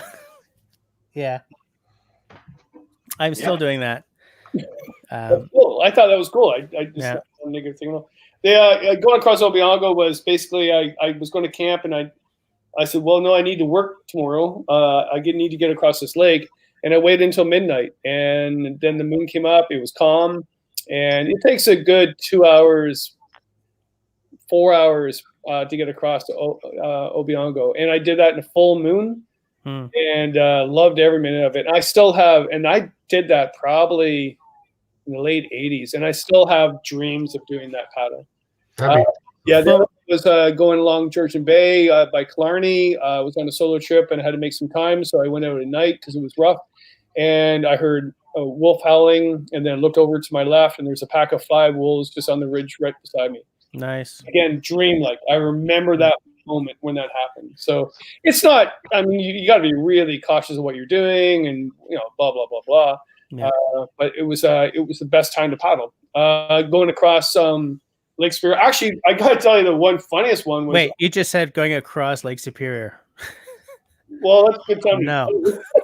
But the other one was in Quetico. I was doing a film on Quetico. We were working with a film crew, and we did it for 2 years. But the first year, I was in a solo canoe. The film crew was with me, but I was still portaging, canoeing, whatever, on my own, and then filming, and then making camp, whatever. I was exhausted. So we get across Sturgeon Lake, and the whole idea was to paddle across Sturgeon Lake, and we could do that. But I was exhausted, and we went to make camp, and the producer goes, no, Kevin, we need to get the shot. And I said, I'm done. Where's my trailer? I'm done. Like, where's the makeup person? I'm done. So my buddy Andy was with me. He had volunteered his holidays to go and help us. And Andy, and if you watch the Wilderness Quest video, where there's an image of a paddler going across the moonlight on the lake with my hat and my jacket, it's not me. I was Andy. And that's my buddy Andy drifting across the moonlight. You guys don't have the same profile. Do anything more? You and Andy do not have the same profile. Yeah, well, moonlight maybe. You're right. I would like to meet. If there's someone that I've ever wanted to meet, it's Andy. He's terrible. He's evil. He's a bad man. And you know what? Get along. About this Joe is like, I've tripped with him forever, right? And he is the true happy camper. Like, he is so talented. He in the bush. He knows exactly what he's doing. Like I do, but like, well, he's the guy, right? And then, but the thing is like, he goes out. He goes, yeah, whatever, Kevin. Yeah, whatever. And when we did the Minas Link, he's like, halfway through, he goes, "You're an idiot." Nice. He was right. He goes, "Kevin, we should paddle back home. This is just so stupid." And we didn't. We finished it all, but yeah. It's hilarious. I'm blabbering. All right. Continue on. I'll be back. Okay. Joe, Quebec Homestead is asked, I mean, I'm way behind. No. If you ever heard of the have you ever gone to Alaska? No, the farthest I've been is the Northwest Territories. I would love to do Alaska, the Yukon type thing. Yukon River is high up there on my list. Yeah. But I need to go with someone, again, who has experience, because I just don't know anything about whitewater or grizzlies. Yeah, I get that, absolutely. I definitely get that. Not that I don't, like, I want to learn about whitewater big time. Mm-hmm. Camping with grizzlies is a whole other ballgame that I just don't know about. Yeah, I get that. Shane Collier's asking, Sorry. What is everyone's favorite paddle shape for solo and tandem canoeing? Double blade. Double blade. Woo. We're getting shunned here from the top crowd. Well, that's for solo and tandem. So for solo, I like Solo, I'm going double blade. double blade for solo. I used to belong to the Church of the Single Blade. It's okay, Kev. It's okay. And when I had a Kevin's 16-foot prospector, 16-foot when I used to paddle it alone, a single blade. But when I got that pack boat and I tried the double blade, I'd never done it before. That was a whole new skill set that I had to acquire. That was tiring, let me tell you, at first. Okay. And that was pretty exhausting because I didn't know how to paddle that thing. I didn't have any of the right muscle memory. And now it's a breeze, but Isn't it? it's incredibly efficient.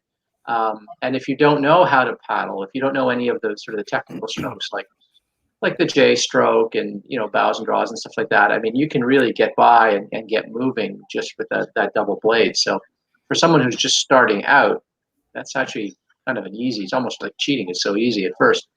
But when I'm in a tandem boat, no, I have a couple. I've got some beaver tails and some otter tails here behind me, his and hers for my wife and I.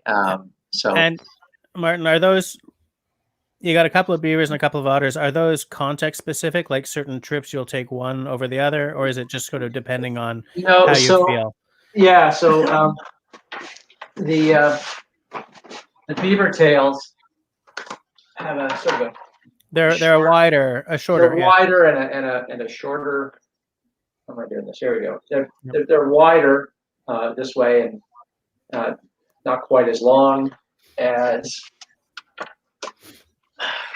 these here, which are much longer. That's the otter, yeah. So the otter tail is more like a lake paddle where there's going to be deep water. Where I'm worried about hitting the bottom and rocks and stuff like that, I'm going to use the beaver tail. I can move more water. If there's current and in a river or something like that, I'm probably going to use this. So for placid deep water, I like the otter tails. It's less effort. It's much more efficient. But as soon as I hit into shallow water or moving water or rocks, rapids, I want the beaver tail. I used the beaver tail for years and years and years. It's the only paddle I had. It's sort of the best all-purpose paddle in my estimation.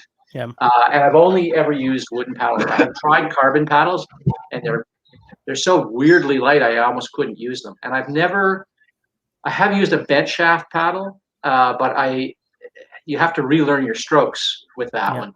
And I hadn't yet, and I didn't use it long enough. So I'm hoping to borrow or rent one of those paddles one day to use it all day to see what I think of it. So I've always used straight paddles, and those are the two types that I've always used for tandem canoeing and solo canoeing. And since I got a pack boat, I'm a convert to the double blade. I love it. Sorry, real quick. What pack boat did you get? I got the the first one you had. You had the 13.6 Adirondack Swift pack boat. I got the 12. I got the 12. Oh, and how is the tracking? It tracks beautifully, and what I really like about it is I take it out. Like some people jog in the morning. I cart my little boat, and it weighs like 20 pounds. I cart it down to the river. I live 2 minutes from the river, so I cart it down to the river, the Muskoka River, and I just pop it in there, and I just paddle for a couple hours every morning, weather permitting, unless I have something else I have to do. And I find it wonderful. It tracks really well. It doesn't have as much flotation as the 13.6, obviously. I mean, the longer your boat is, the higher you are in the water, and so it's not quite as efficient as the 13.6, but it's lighter, and it has an advantage that I really like. In waves, it acts like a prospector. You know how a prospector is kind of rockered, and it rides up and down the waves? The 13.6, when I test paddled it, had a tendency to knife and plunge through the waves, and it would ship a lot of water into the boat. The 12, I find, doesn't do that. It rides the waves up. So it's kind of a roller coaster. There's a lot more bounce and stuff like that, but it's a fun ride. And with a double blade, you don't have to worry so much about rolling because it's easy to brace. There's always one paddle in the water. One side of the blade is always in the water. So I find it really, really stable, and it rides up and down because unless the waves are really, really close together, unless those troughs are really, really narrow, I don't plunge through the waves. I climb them and go up and down them the way a prospector does. And the 13.6, and I tried a 14 and a 15, I found those tend to knife through the waves, and that didn't feel quite as stable. So I used to always quarter waves with my Pac 12. I just ride them right up and over. I don't even have to quarter. Even a big curling wave, I can go right over and down the other side, and it's a ride. I really like it. I completely believe it, because even what you've said about the bigger ones, I do the same damn thing that you do in the 12. I can take those waves on the side, man. Like I Huron is in my backyard, and I do the same thing you do. I go out and I paddle or whatever, regardless. Some of these waves get chunky, like real like whitecaps, and I can hit them on the side, and they just whoop. And my Adirondack is like, it's just so stable. Like I never feel a concern. Yeah, it's that low center of gravity in that kayak hull, because the Adirondack was originally a kayak, so the lower hull of that canoe is actually a kayak hull, and the fact that your center of gravity is so low because you're seated almost on the floor makes it all the difference. You just don't roll the same way, and you can brace with your paddle if you know what you're doing. So no, I've been broadsided. I deliberately let myself get broadsided by big waves when I first got it, just to test the tolerances and the limits of the boat, and I haven't flipped it yet. I mean, the day will come, but I haven't rolled it yet. And you sit kayak style in those, right? Yeah. With your feet out. Yeah, with the feet out. There's paddles. There's paddles to brace your feet against. Yeah. And you use them. You actually push, like, so when the right blade goes in the water and you crank, you press with your right foot just like you would in a kayak. You brace absolutely. with that foot. Yeah. Yeah, they're helpful for me for sure. So I have a question then, because I know like some of you guys have a lot of canoes. Well, not a lot, but you have several. And I wonder what makes you decide that you want to move up to another, or side grade or whatever. What is it that you're looking for when, like Joe, I remember you mentioning that you wanted something different for Tripper, so that he wasn't sort of jammed right into the front of it there. So I can kind of see that happening. A need like that popping up. But like Kevin's got a bunch of canoes. Martin and I have talked about canoes before, and you're not on your first canoe anymore. What sort of factors come into you growing out of a canoe and wanting something else, aside from going from I'm a swinging single and now I've suddenly got a family? It's a hobby. Anything that you do grows and adapts. But I'll let these other guys say that, because you've already covered mine for sure. Yeah, I think we should really talk about all this, because the running joke with me is like I make fun of people that double blade and stuff like that, and actually I will, because I'm Uncle Cat, the whole thing I've been slammed on. But I think it's a really good point that we really need to discuss right now, is that why do I do that? I love the Prospector. Canoe companies have Tim at Novacraft, like a really good friend of mine. He's retired now, but he's like, Kevin, could you please try something else? And I've done that. I've done filter boats, whatever. But I like the Prospector. Why do I like it? I go tripping in the wilderness. That is the best versatile canoe for tripping, right? So it's not the perfect canoe, but it's the best canoe for me for what I do. Mm-hmm. So I don't knock anybody that actually double blades, because I've actually double bladed as well, going on my solo trips in the far north with big lakes. I've done double blade. And by the way, so I lost sleep over the comment when you said that you bring a double blade but don't bring a different backup paddle. I don't either. No, not Joe. No, the guy. I'm not by myself now. I seriously lost sleep for a week on that, and I wanted to sit you down and slap you silly. Damn it, Ethan! Me, man. There's no paddling a pack boat with a single blade. It's just not going to happen. No, but he's paddling. No, you can. I've done it. You can.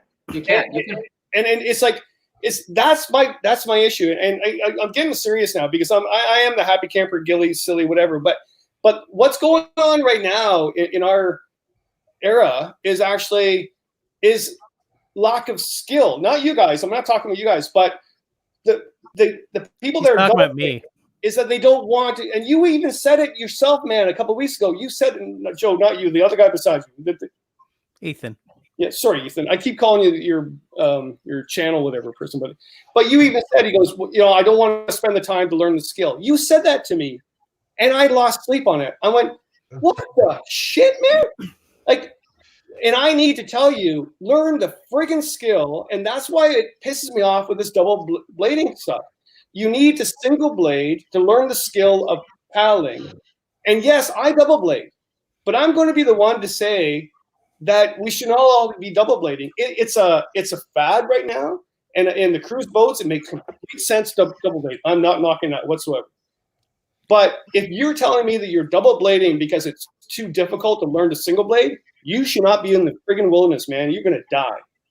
I'd like to learn the skill. I really would. Well, then do that. I don't have anybody to teach me. I'm in the yourself. I taught myself, man. Do it. I will work on it. Ethan, man, show up on Kevin's front doorstep, and I'm pretty sure he would be thrilled to show you. No, hey, seriously, live with me for a month, and I'll tell you how to paddle. Or watch Bill Mason. No. You're gonna live with Kevin for a month. You come to my house, I'm gonna drive you right to Kevin's doorstep, and you are going to live there for a month because Kevin offered it. Yeah, he did. Why the hell didn't he offer it to me, for God's sakes? I don't have to cross that border. Listen, I'm probably huge to blame for that. You know what I mean? Because like I have learned on a single blade. I've learned from Gordon. I learned on a single blade. I don't like it. I'm not strong on it. I definitely know the Canadian stroke, the J stroke. I get that. I get all of it. But I could not travel as far and as quick as I do with a single blade solo. I know that. Definitely, yeah. But Martin, I'm interested in what you were saying, because when I said you can't paddle it with a single blade, I heard you say yes, you can. So I'm definitely interested because I tried and it was garbage. Yeah, no, you can. Okay, the problem with the pack boat that's 13.6 is it's long, it's got pointy ends, so it's not rockered. So you've got basically it's like you've got a rudder in the front and a rudder in the back, and consequently you're knifing fairly deep in the water. So when you try to do the control strokes with a single blade, the boat's not as responsive as if, for instance, you have a prospector that is more rockered and can spin and pivot a lot more easily, so you have better control of the boat that way. But you have to make sure you have the right paddle. So I use my wife's paddle, and that's because she's shorter than I, so the paddle is shorter. So you need a very significantly shorter paddle. If you're using the paddle that you normally use in a tandem boat, in your pack boat, you know, you're going to have your hands way up here paddling like this. It's not going to work. Or you're going to have it so deep in the water that you're not able to execute the moves correctly. So you need a much shallower paddle, and you have to paddle it differently. So like a lot of people who paddles a tandem boat paddle either bow or stern. They don't often switch it up. I don't switch it up. My wife likes bow paddling. She doesn't care for stern paddling. So I'm almost always in the stern, right? But when I'm stern paddling, I paddle a little differently than when I turn my prospector around and I sit in the middle of the boat and I go backwards because it's a symmetrical boat, right? So when I'm paddling solo in a prospector, for instance, my strokes have to be different because I'm not in the same position. I'm not at the stern. I'm in the center of the boat. So my control strokes have to be different. I have to correct it to a different degree and at different moments and stuff like that. Sometimes I have to correct more. Sometimes I have to correct less, depending on where I'm positioned in the boat. When you're in a pack boat, you're dead center, and so you're not at the and you're back. not filtering off to the side either. You're not getting Bill Mason style right to the No, side you can't, because you're on exactly. that seat. No, you can't heel that. That boat doesn't heel over. If you heel that boat over too far, and it'll roll on you. There's a lot of things you can't do. So it is more tiring because when you are in a boat, like say a tandem boat, and you're paddling it solo from the middle of the boat, you're kneeling or let's say there's a center seat if it's a much bigger boat. You're going to be on the side, so you're going to heel it over, right? Now you're close to the gunnel and you're close to the water. When you're in your pack boat, that's not the case. You got to kind of lean out with your arms. You got to reach out with your arms a little more. Now the sides are not that far, right? But it's not like when you're heeling the boat over and the bow and stern kind of roll up and out of the water and the boat spins more. So you just have to relearn how to do it. But you can do it. I do it. So what I do is when I go on a canoe trip solo, I have my double blade because that boat is made to be double bladed, and so that's what I use. But I bring one of my wife's paddles, usually the beaver tail, the shortest one I have. And that's my backup in case I drop my paddle. Because if you drop your paddle, some people say, well, the double blade paddles, they come in half. They break down into two, so it's like having two. Yeah, but when you drop it, it's together, so you're losing both blades, right? No, I would never consider that it's two. It's always together, unless that doesn't make any sense. But I've dropped it and I've recovered it many times. Yeah. Well, mine's tethered. The only time that you haven't recovered tethering in a very fast moving river, which I'm not going to go, you know what I mean, by myself in the middle of the interior by myself anyways. Like, well, can I give a piece of advice to Ethan on this? So Ethan, if you're not going to bring another paddle, a second double blade or a single blade in case you drop your paddle, which I think Kevin's right, you should, even if you don't know how to use it very well, you'll be happy to have a second paddle if you ever drop it. But tether your paddle. So what I do is I get about 6 feet of shock cord, that elastic cord, and I tie it around the center thwart in front, and the other half is tied to the middle of my double blade, and I paddle. And if ever I wipe out, okay, I either grab my paddle while I'm in the water, and I'm tethered to the boat. I'm not losing the boat in the wind. Or I grab the boat and the paddle's not going anywhere because it's tethered too. So I only need to concentrate on grabbing one thing, the boat or the paddle. And they're tethered, and I'm not going to drop it. I'm not going to lose them. And because it's shock cord, I don't have to worry about like sort of getting tangled up and not being able to move in a bad situation or something like that. So just at least tether your double bladed paddle. I would urge you to do that. It's also the law. Yeah, you're required to have a second way, a second mode of propulsion for any vessel. Yeah, so you're actually required. It's funny. I have a question that I've been thinking about for a while. I'm going to ask Kevin specifically, although Martin, I'll ask Kevin, but I'm pretty sure Martin will have something to say about this. I've been thinking about, when like an old time guitarist passes on, but he's been retired for 40 years and everyone's all like, oh, loss of the music. And I'm like, actually, no, he hasn't played anything new in 40 years, just a loss to his family. And some people, like when Prince died, he was clearly not finished giving to the world. So what do you think we lost when Bill Mason passed away? Because I don't feel that he was finished yet. Well, that's a really good question because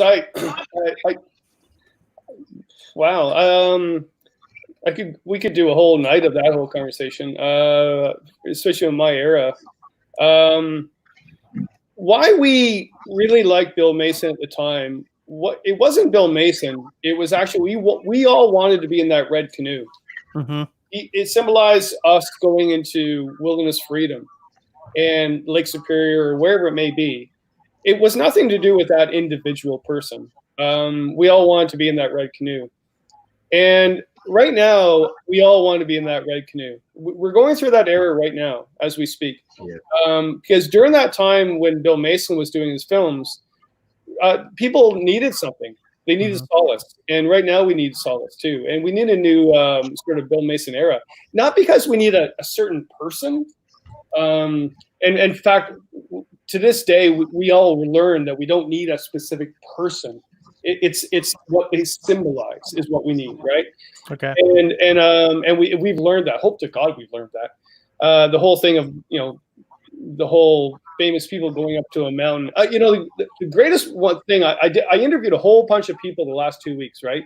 And one of the greatest interviews was Adam Russo, a musician, and a lot of people don't know him. He didn't get a lot of views during the interview, but I really like the guy. He's a nice guy, and I interviewed him, and he said, if you're going to be, if you're going into whatever you're going to go into to become famous, then there's something wrong with you. Yeah. Right. Totally agree. So I edited the piece, and Joe, you would love this. I edited the piece and then I loaded it on YouTube. So I was going to, premiere it in about an hour. And then he sent me an email and said, "Hey, I remember saying something to you last night about this famous thing. Could you take that out?" I went, "Oh, Adam." Well, first of all, I could, but we're going to premiere in an hour. So for me to do that, we're going to have to cancel everything. All right. And also, the second point is what you said was really, really valid. Yeah, why would you regret saying that? Well, he was paranoid. He didn't want to upset anybody, right? And I said, but Adam, that's what you're all about. You symbolize the purest of your art, right? And you live as a hermit in a cabin that you've built, and you play music on Wilderness Wandering, and that's why it's a really good interview. And it was like the Bill Mason thing. It's like that's why we love that so much. But then, you know, growing up, and then I know the family really well. I'm friends with Becky and Paul really well. And, you know, and I interviewed Becky, and I really was really, it was really interesting. When I interviewed Becky and Reed, her husband, I made sure I didn't interview her and him about them being the daughter. Yeah, absolutely. And Yeah. all about their art. And I really did, because I love their art. And Reed actually is an amazing artist, right? But they're all going to live with that. It's all that sort of thing. So I guess the answer to the whole question is, we all want to be in that red canoe right now. And whether we're double blading, whether we're in a cruise boat, whatever, I don't give a shit about whatever boat you are. I don't care if you're on an ATV. I don't really care how you get in the wilderness, as long as you get in the woods and reconnect with the wilderness. Because if you don't, we're screwed. Yeah. You know what? Just real quick, I think that myself, including a lot of people, look up to you, Kevin, as that guy. Don't put that on me. That's scary as shit. Well, it's there. Yeah, well, I don't know. You might have to wear that one, Kev. Yeah, you might have to for a couple of reasons. Let me say something. So No, I don't like Bill Mason taught me to paddle because I didn't have an instructor. I didn't know anyone who had a canoe or knew how to canoe. There was a canoeing club in London, Ontario at the time, but I didn't know about it. So I didn't know how to paddle. So I just ordered this canoe. It was being built by Novacraft Canoe. I was going to take possession of it soon. I did not know how to paddle. So I went to the London Public Library and I found these books and these videos by Bill Mason, these NFB films on how to paddle, and his book, The Path of the Paddle. I poured over those movies again and again and again, and I own that book, and I have copies. I've downloaded those NFB films onto my laptop, and I still watch them. And I watch Water Walker every year at least. Yeah, Water Walker's great. For 20 years, I've been watching that movie every single year. Water Walker, Path of the Paddle, Song of the Paddle. So I felt like I had the best possible instructor. I'm not a great paddler. All right, Joe. I'm a very average paddler, but I learned from the best. I learned from Bill Mason because I never had any formal instruction until I took a whitewater course at the Madawaska Canoe Center, and that is a completely different skill set. But for canoe tripping, I was learning from him. But I learned a ton from your books, Kevin, about camping, about canoe tripping. I didn't learn that from Bill Mason because he had his Baker style, you know, that canvas Baker style. And he practiced a kind of remote wilderness experience that I was not likely to experience anytime soon with my skill level. I wasn't going to go shooting any rapids. I wasn't going to go paddling on Lake Superior, right? I needed something closer to home. And your paddling guide books were really, they transformed the life of my wife and I. I mean, we retired early. We sold everything. We sold our house, everything we owned, quit our jobs early so that we could organize our lives around canoe trips. It's not an exaggeration that one day in the canoe and Pine Provincial Park changed our lives, but the discovery of Crown Land that we made through your books was the other thing. And your book, I remember that first book we read called Gone Canoeing, which was a paddling guide to trips in southwestern Ontario. These were very local trips for us. They were perfect. They were all sort of within short driving distances. It included some Crown Land trips, but at the back of the book, you had a section on how to do your dishes, right? how not to just pollute the environment around you, right? How to cook, what to bring. You had a gear list. You had some camp meals, some recipes. You didn't know any of this. Very valuable. And that was absolutely invaluable to us when we started out, right? So, I mean, I've had some good teachers in learning how to paddle. Bill Mason was my principal instructor, and the rest I sort of had to figure out on my own and talk to people and watch people and stuff like that. But when it came to canoe tripping, I didn't. So I'm not trying to blow sunshine up your dress, but it's not an exaggeration to say that you taught my wife and I how to behave ethically and in an environmentally responsible way in the bush and have a good time and feel good about the trip that we had. So thank you for that. You were absolutely instrumental in that. Oh, Nice. thanks. Now you just Yeah, I'm sorry. I'm really. I've always had a hard time with all that stuff because I never really went into all for that a lot. But yeah, sorry. Thanks. And actually, it's funny when I did that whole cleaning at the end of that book. I remember my publisher said, "So this is a thing." Yeah, this is the thing. Yeah, I said, "You need to put this in," because at that time it was like, "Hey, we need to send the message out that people need to do this." Yeah. And it was because it was in the Southern book too. It's like people are just newbies and stuff. They need to know. And yeah, there was things where I had to force. It's like it was really good. Like forget all that shit. It's really good to interview all those other people that I did because like even interviewing Hap Wilson, like just look at his history and whatever and what he did, whatever.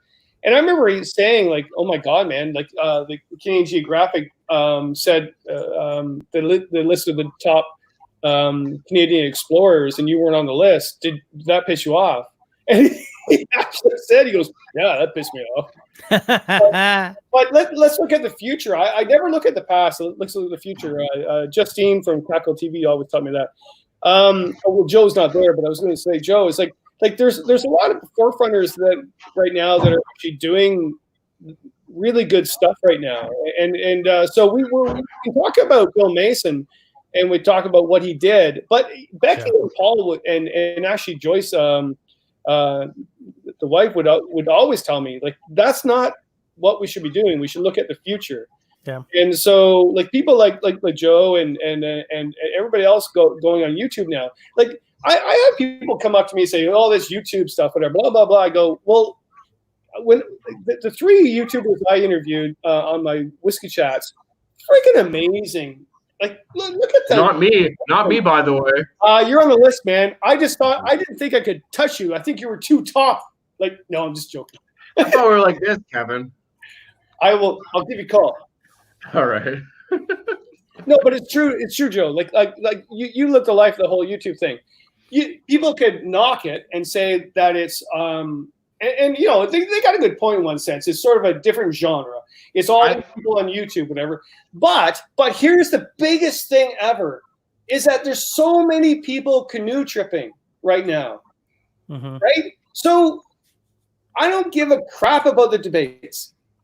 We got more people doing because when I was back when I moved here to Peterborough and there was a very elitist group of paddlers, and I brought in a Winona Kevlar canoe to the Peterborough Canoe Club, and I run the canoe festival here. They called it a potato chip boat, and they said, "That's not a true canoe. It's not a cedar canvas canoe. You should leave the group." I went, "Well, wait a minute. Well, first of all, I'm organizing the whole friggin' canoe festival, and it's a lightweight canoe." And then a kayaker showed up, and they actually were physically told to leave the group. Oh. So we don't like your kind here, Mr. Kayaker. Unbelievable. Like they actually Put up your dukes. It's unbelievable. So, I remember even in my youth saying, "Well, yeah, but they paddle." In fact, actually, they had a canoe last year, and they went to a kayak, and for whatever reason. So we're all getting in the wilderness still. I think that's the biggest thing that we really need to grab from this. I really learned a lot from interviewing all these people I know the last couple of weeks during this pandemic, and actually I did that to keep me sane, to be quite honest, because I'm here by myself. But it's like we have a community, so we can disagree with double blading or how much weight we carry across the portage, but we're a community. And what you guys are doing on social media right now and on YouTube, I admire. I think it's fantastic. You're doing it too. What do you mean? Yeah, You're on YouTube. You're doing the same. You're doing the same thing, man. It's funny. I just want to say something here that's not canoe related, but is Jesse related, so it's fine. I went to film school, right? Well, no, my degree is in communications, but you had streams, which were like PR, radio, TV, or film, and I did the film. I went to school for writing and directing. And one thing that I like about YouTube that I really don't like about film and TV is there's no middlemen, right? I make a video by myself and I give it to you guys, to which I mean everyone in the side chat, you guys, I give it to everyone directly. Whereas in the film industry or TV, I mean, Kev, you live this, right? But everything is middlemen. Like And the books craft too, table, the cameras, the insurance. There's middlemen everywhere, and as we can all kind of figure out, every time you add a middleman, you add to the price. And so you look at I haven't been on very many film sets, but I've been on a few, and the amount of money, I'm talking about Hollywood here, like Hollywood style films, the amount of money that gets pissed into the air because there are 4 middlemen between you and screen time, just down this one, like, just on the camera crew, and there's another 4 on, the actors, and there's the amount of waste involved drives me nuts. And so the beauty of what we're doing here, what all of us are doing here, is that we've cut away all the chaff. And I make a video and I throw it out there, and if it fails, it's because I did a shit job. It's not That's not because the true. marketing wasn't. That's not true that you did a shit job if it failed. There's I'm sorry. Okay, there may be other things, but it's not the marketing department's fault. It's mine. Correct. Or sometimes it's YouTube's. But I mean, you know what I'm saying? It's that whole 98% of the stuff that goes into film or TV, you just get rid of it. And so there's a rawness, even to really well done stuff. Right. There's a little bit of TV 2.0 coming into YouTube now, like guys who have studios and crews and stuff, and like 8K cameras, and that kind of crap pisses me off. But for those of us who are still working with a DSLR and trying to get our story out, it's so beautiful to me because it's so foreign to what I learned. There is something to be said about the old school shitty camera on YouTube that really sells. Mm-hmm. That really sells. That it's the old school YouTube whole platform. You know what I mean? You don't have to have but it has to be very YouTubey. You know what I mean? I watch this guy Philip Solo who just runs around and does stuff with a camera, and it's great. But I know exactly what you're saying about like TV, YouTube becoming TV now. You see things so very much just polished on YouTube. But there is still, I guarantee, I promise you guys that there is still a humongous market, 75% of the YouTube market that wants to see some raw shot with an old school potato type video. You know what I mean? Like that is the heart of YouTube. I guarantee it. I know it for sure. YouTube is crazy, man. YouTube is crazy. Yeah. There's a lot of staging now that it creates a very sort of artificial and contrived effect.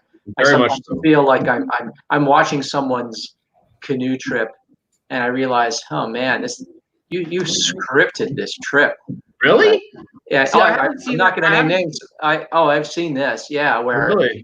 Yeah. You've been here before. You are retracing your steps. Okay, I have seen that. And you're sort of creating a sense of adventure, and you're narrating, and you're sort of over describing, and you're setting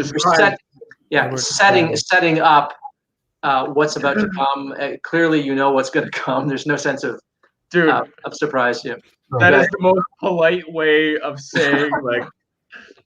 Yeah, for sure. Yeah, for sure. What were you about to say, Joe? Were you about to use bad language by any chance? Just over describing is the most polite way of saying clickbait that I've ever heard in my life. Yeah, well, there's a lot of that too. Yeah, definitely. I'm gonna have to put on a bikini in my next video to get some views. I have unsubbed from some. Anyways, I do want to say one thing before I point out that Camper69 is asking Dennis if there are any more cinnamon rolls left. Nate asked what Kevin, what you use paddle wise when you're solo, and I'm gonna go out and say you're still a single blade guy. I think he was asking what boat he uses. What boat? I could be wrong. I think so. I think he was asking what boat he uses. Like I'm being torn. Prospector 16. Shut up, Ethan. I'll paddle backwards, sitting in the front. What did you say, Joe? What? Shut up, Ethan.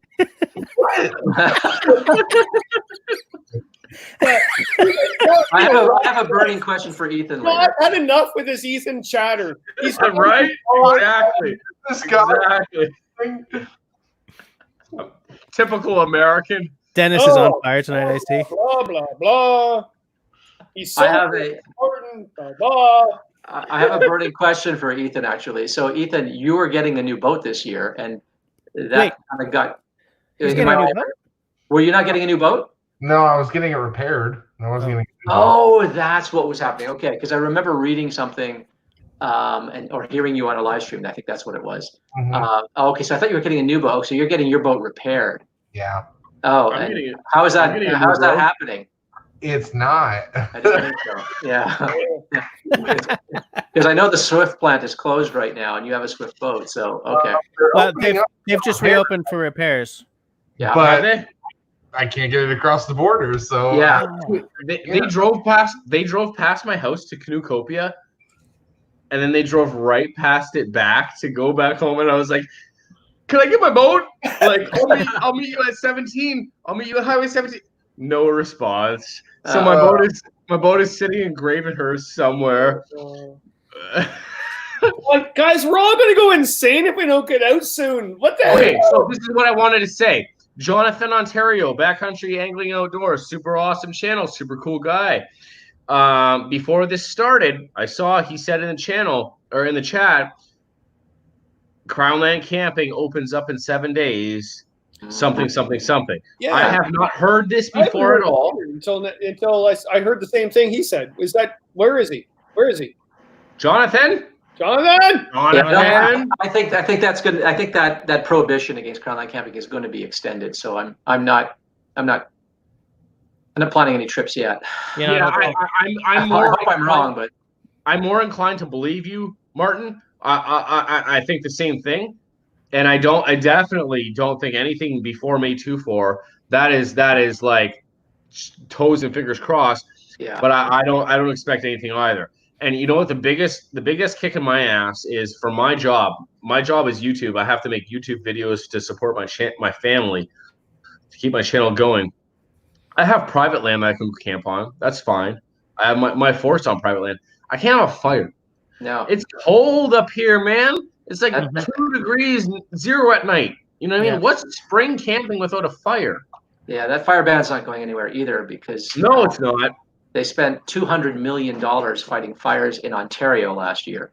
yeah. And I know the provincial coffers are drained pretty dry right now, and the tax base is not Hey, is what's not the- What's the benefit for them to let us have fires? yeah, none. It's Absolute zero. exactly. Yeah, it's all downside. So they're not. They gonna have let it no reason to let us have fires at all. Yeah, I don't think that's going to happen. I think we're going to have No. an all-year fire ban. I agree. And whatever, I'll deal with that. But just let me go Crownland camping a little bit. You know what I mean? Yeah, especially for those of us, like I live very close to Crownland. I'm surrounded by it. And Me too. so it's very frustrating because it's not like I have to drive from Toronto, drive, and gas up and, Right, hit you're portals there. everywhere and buy a bunch of camping gear along the way or anything. Like I don't have to do anything. I'm there. You're right there. It's my backyard. And I'm going to come to fewer people than if I go to the Walmart and buy some groceries. Same So, here. yeah, it's very impractical for me, but I understand the principle, and they Me can't too. make exceptions. They can't say, well, Martin, you live close to Crownland, so you get to go, right? There's no. So actually, I understand the reason. I disagree with that a little bit. Mhm. I think that they should make exceptions for where you live. I don't think that Ontario, as big as it is, should be a. Windsor is not the same as where I live now. I'm glad You know to what I hear you mean? say that, Joe, because I've had this conversation with Nate Muskoka. Nate, I hope I'm not going to be like hanging your crap out in public here or anything, but we were having a chat because I'm trapped, right? Yeah. I'm like in Montreal because it's the hotspot of Quebec and Quebec, blah blah. Quebec is bad. I can't leave my neighborhood without, if I get caught, being fined. And so Nate was like, I can go into the forest. Yeah, me too. Am I showing off? And I said, no. If you acknowledge that you're fortunate, I Yeah. need you to be going out there because I'm living vicariously through guys like you and Joe right now. Yeah. So for God's sakes, if you want to hit the bush and you want to show it off, I mean, he's a classy guy. He acknowledged it. He's like, I think I he's feel a classy lucky. guy as well. you know, and so I think because it's exactly what you're saying, where Nate lives and where some of you guys live, you're not in a city of 3 million people where if you walk outside, you're like rubbing up against people.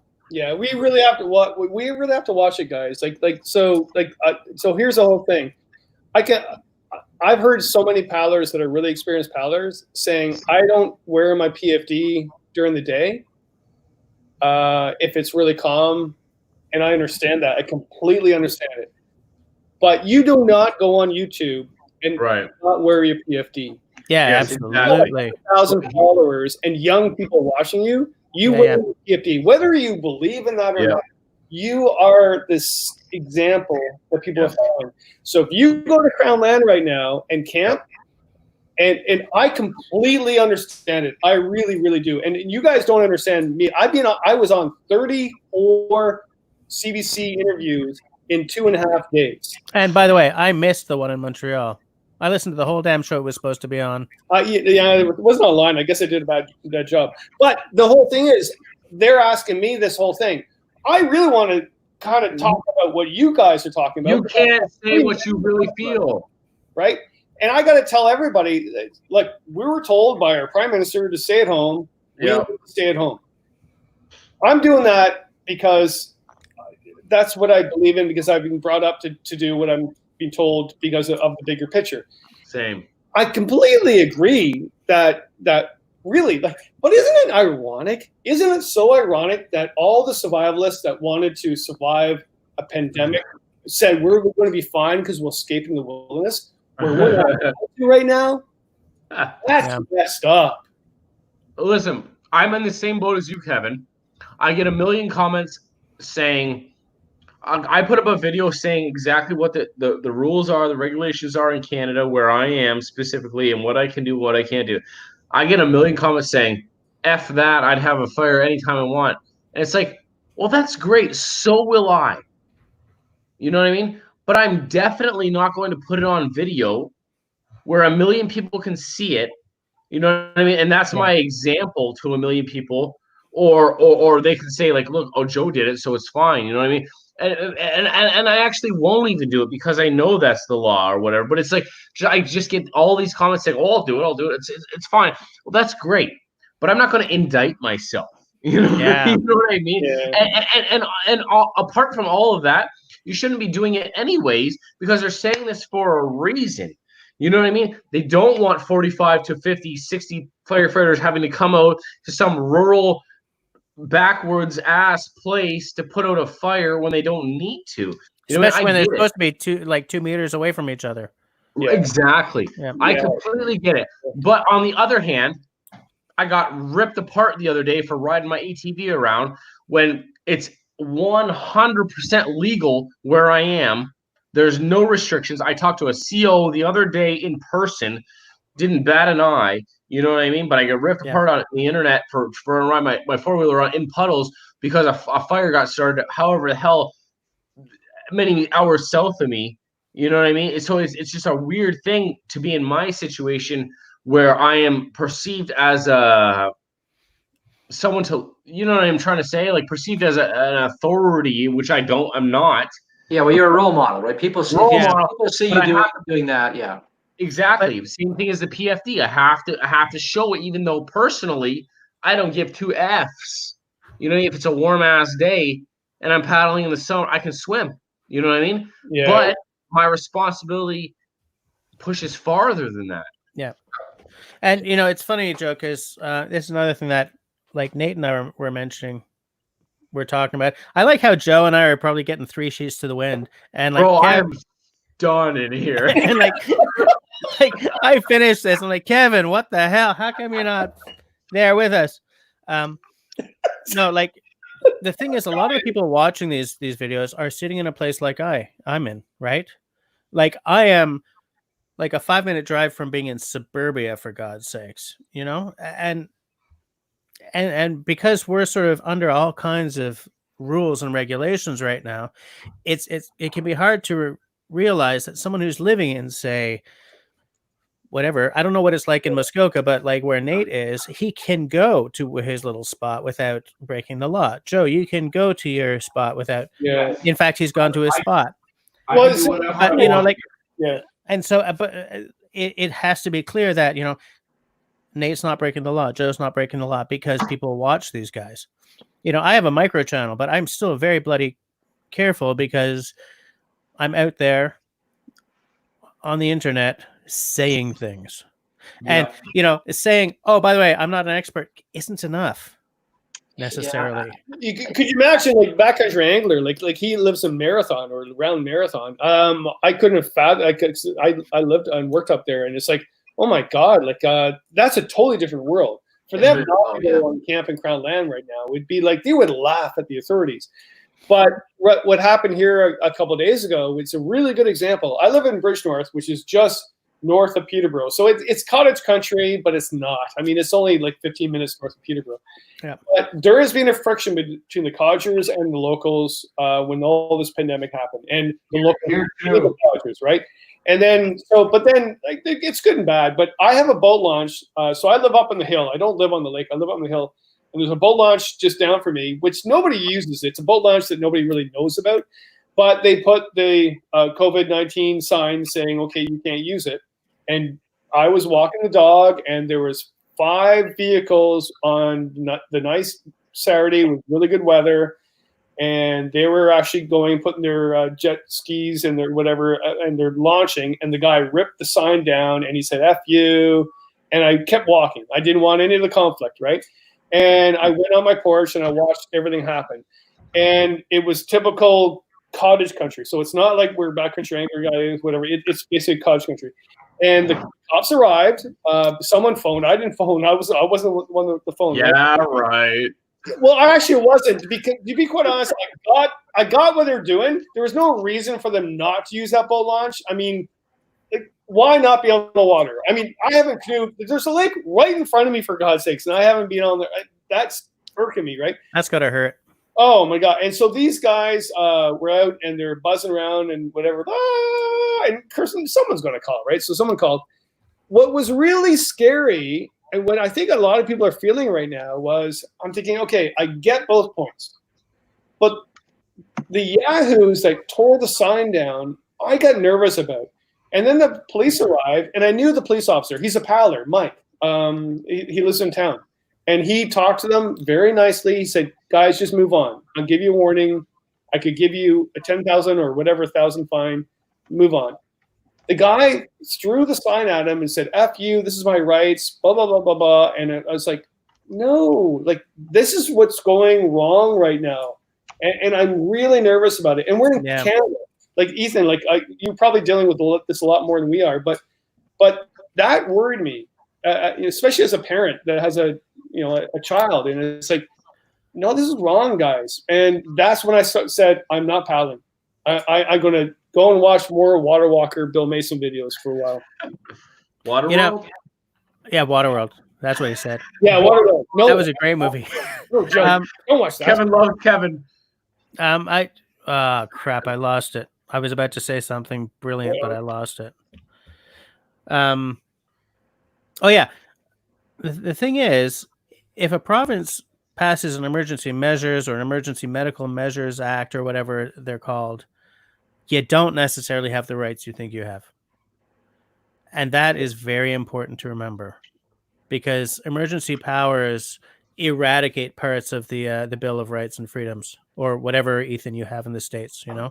And so when someone's like, this is my rights, piss off, hold on, dude, you may be going to jail. And that's what people don't remember, And in fact, people see this kind of thing, this kind of affront to their rights as a permanent measure. And we're not going to be an emergency. What's it called when they declare like an emergency measures? State of emergency. Yeah, a state of emergency or a state of medical emergency, depending on the province. America. These don't have to last forever, So it's. Mark said I should have some scotch. I think I should. Sorry, I should calm down. So I had a thought about this, these restrictions, and what our responsibilities are, those of us who are making content on YouTube, right? So my channel is minuscule. I don't have a big audience, so I'm not much of a role model, but I do know that. By the way, thank have you. Your channel is 3 times the size of mine. And well, consider Joe, who's got like 1 million subscribers, right? And minuscule by those standards, right? Okay. I'm here in the presence of the big rock star, right?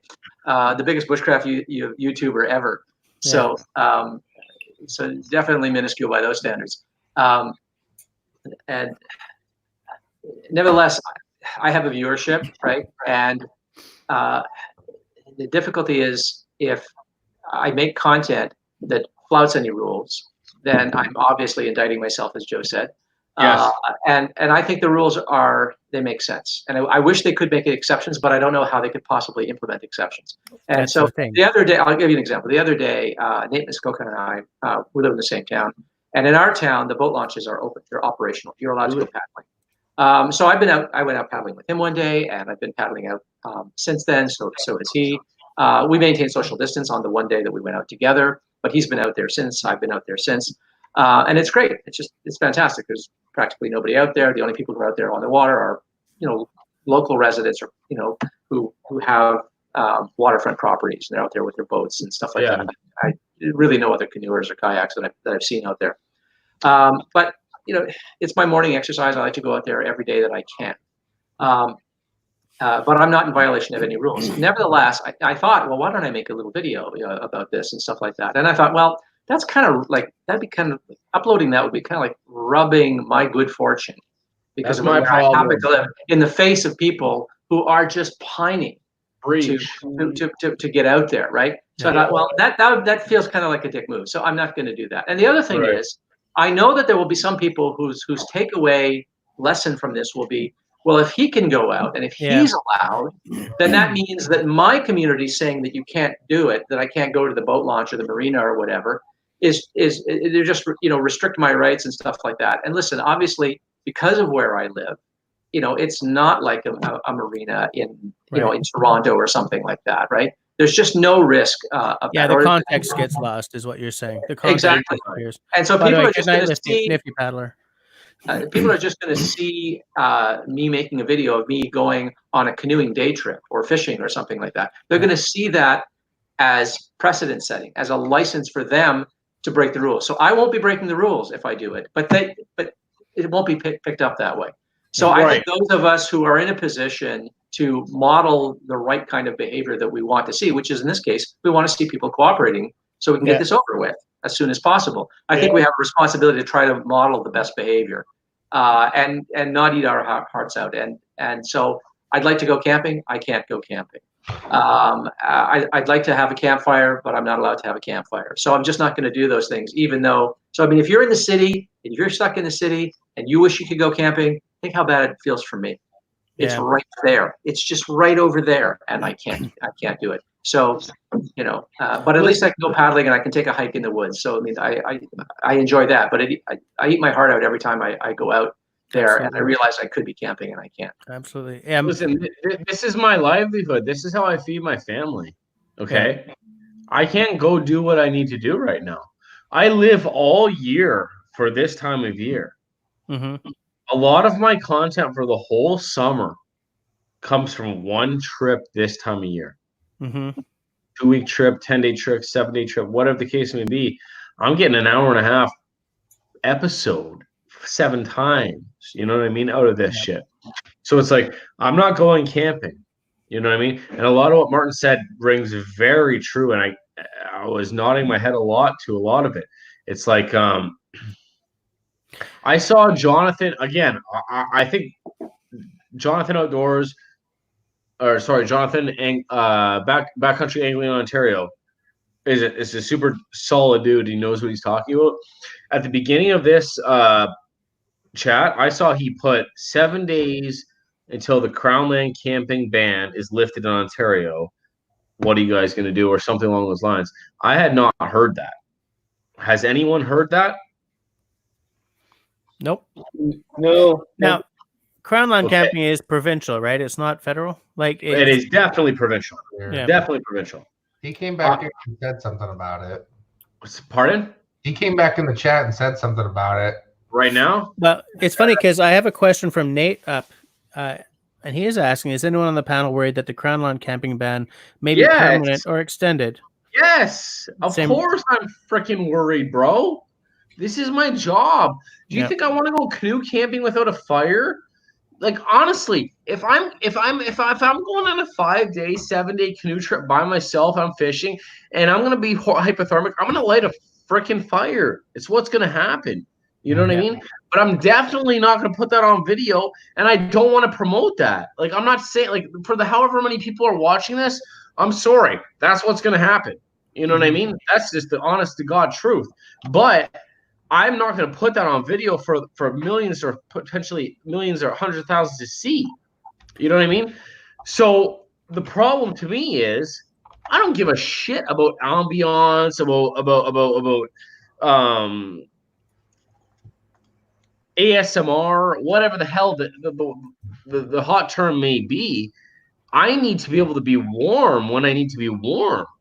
Yeah, if you fall out of your canoe, you got to light a fire because it not could even be a that. life or death. It's raining for the full day, dude. Yeah. It's ice out and it's raining for the full day. Are you kidding me? What am I gonna do? Lay in bed at freaking 7 o'clock at night and just huddle? Like no.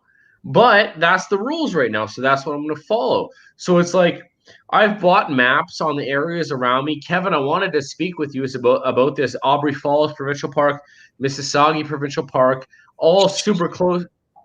I mean, Yukon, Yukon River, exactly. Capel. Kevin, come up, bro. Kevin, come up. There's some good trout there, man. Oh man, I know, brookies. I was talking to the fly fishing captain of Algoma County, whatever the case may be, the group they're in or whatever, and he was like, "Up that way, bro." You know what I mean? So I need to know where to go. So come on up, Kevin, please. Yeah. That'd be an awesome trip. Oh, Joe, that'd be awesome. I love that area. I love it.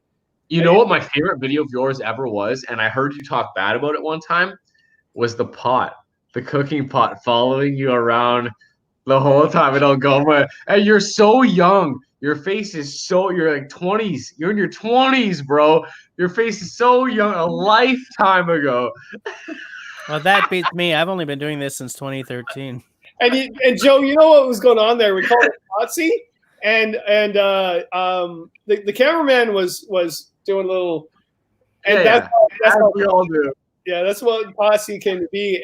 But they were bored out of their minds. They're like, Kevin, what do we do? I go, well, how about you just make a cooking pot, follow me around in the wilderness? And it was never supposed to be in the film. I remember you telling me that's why it got hindered or delayed for something because of the whole cooking pot thing. But if there were a smoking pot, a cooking pot makes sense. It was the cameraman. Actually, the munchies, right? I'm not joking. I'm not joking, Kevin. I'm not joking. I would love for you to come up very soon. Let's do an Algoma thing. You haven't done an Algoma thing in a while, man. I would in a heartbeat. I would go up there. That's my hunting ground. Like the brook out there. Two canoes, bro. 2 canoes. Let's go next week. It's the time for it. Me and you. Oh, I know that. I think that's really hurting us right now. And even Speedo Man, I was talking to him today, and he's like crying because we're supposed to go on our trip in a week. Our Mother's Day weekend that we're supposed to see our mothers, when we don't, we go off to Algonquin. Of course. Why would you do anything else? Oh, like it's sort of our religion. It's instead of going to church, what do we do in the springtime? We actually go on a brook trout trip in the spring. It's like, are you gonna try to do it, or is it done? Well, our trip I booked was canceled because it was Algonquin. Right. We did make an arrangement today. I know a bunch of day routes in Bancroft and areas too. Yeah, and I know. Yeah, so legally, we're allowed to do that. So I said, Ashley, like in a week's time, things are getting a little bit better. So I can't see why we can't go off brook trout fishing. Okay, hey, listen, seriously, I'm not joking, not saying this just because we're talking. In about a week's time, I'm going to be in Peterborough. Can we please link up if I bring my canoe, and I will come with you, maybe for a night? 2 meters. 4 meters. Three things. Wood Pigeon is asking, Kevin, will you be going to the Ottawa Adventure Show again? Dennis from Canoe Hound is offering to pick you up, Kevin. What? And Alexis says to put you on the roof so that you and he are social distancing for the whole trip. Is it still going on? I'm surprised to hear Dennis wants to pick Kevin up. I thought he was Right, happy married. He just celebrated an anniversary. Dennis, shame on you. Yeah, I totally agree. Why you guys got to be like that? Why you guys got to be like? Why would you want this person around you? 60 man. Very 60 man. Gentlemen, excuse me. I wish I could keep going, but I got to get up in the morning and I got to get going. So I'm going to take my leave. All right. Good night. Thank you very much. We're It was a fun discussion. Very nice talking to you, Martin. Yeah. Great talking to you. Take care, Ethan. Before we leave, are you going to have a snack? Is it No. fish? Is it freshly caught fish? I don't think it'll be freshly caught. Not unless I want to check out permanently. All right. Good night, gentlemen. Thank you. All right, Good night, everyone, for watching. Thanks for the questions. Thank Bye-bye. you. Good night, my friend. On that note, for those of you who are watching, it is now 11:30, which Oh my means that we've been Lord. going 30 minutes longer than usual. So I would like to thank my panel for hanging with us, and I'd like to thank all of you for sticking it out to the bitter end. I will hopefully, I'll see you all next week for the usual Beer, Blaze, and Bushcraft live stream, and I hope to see you next month for another one of these panel discussions. So everyone say bye to the spectators. Check you later. Check you later. See you later. Joe, you're out of control.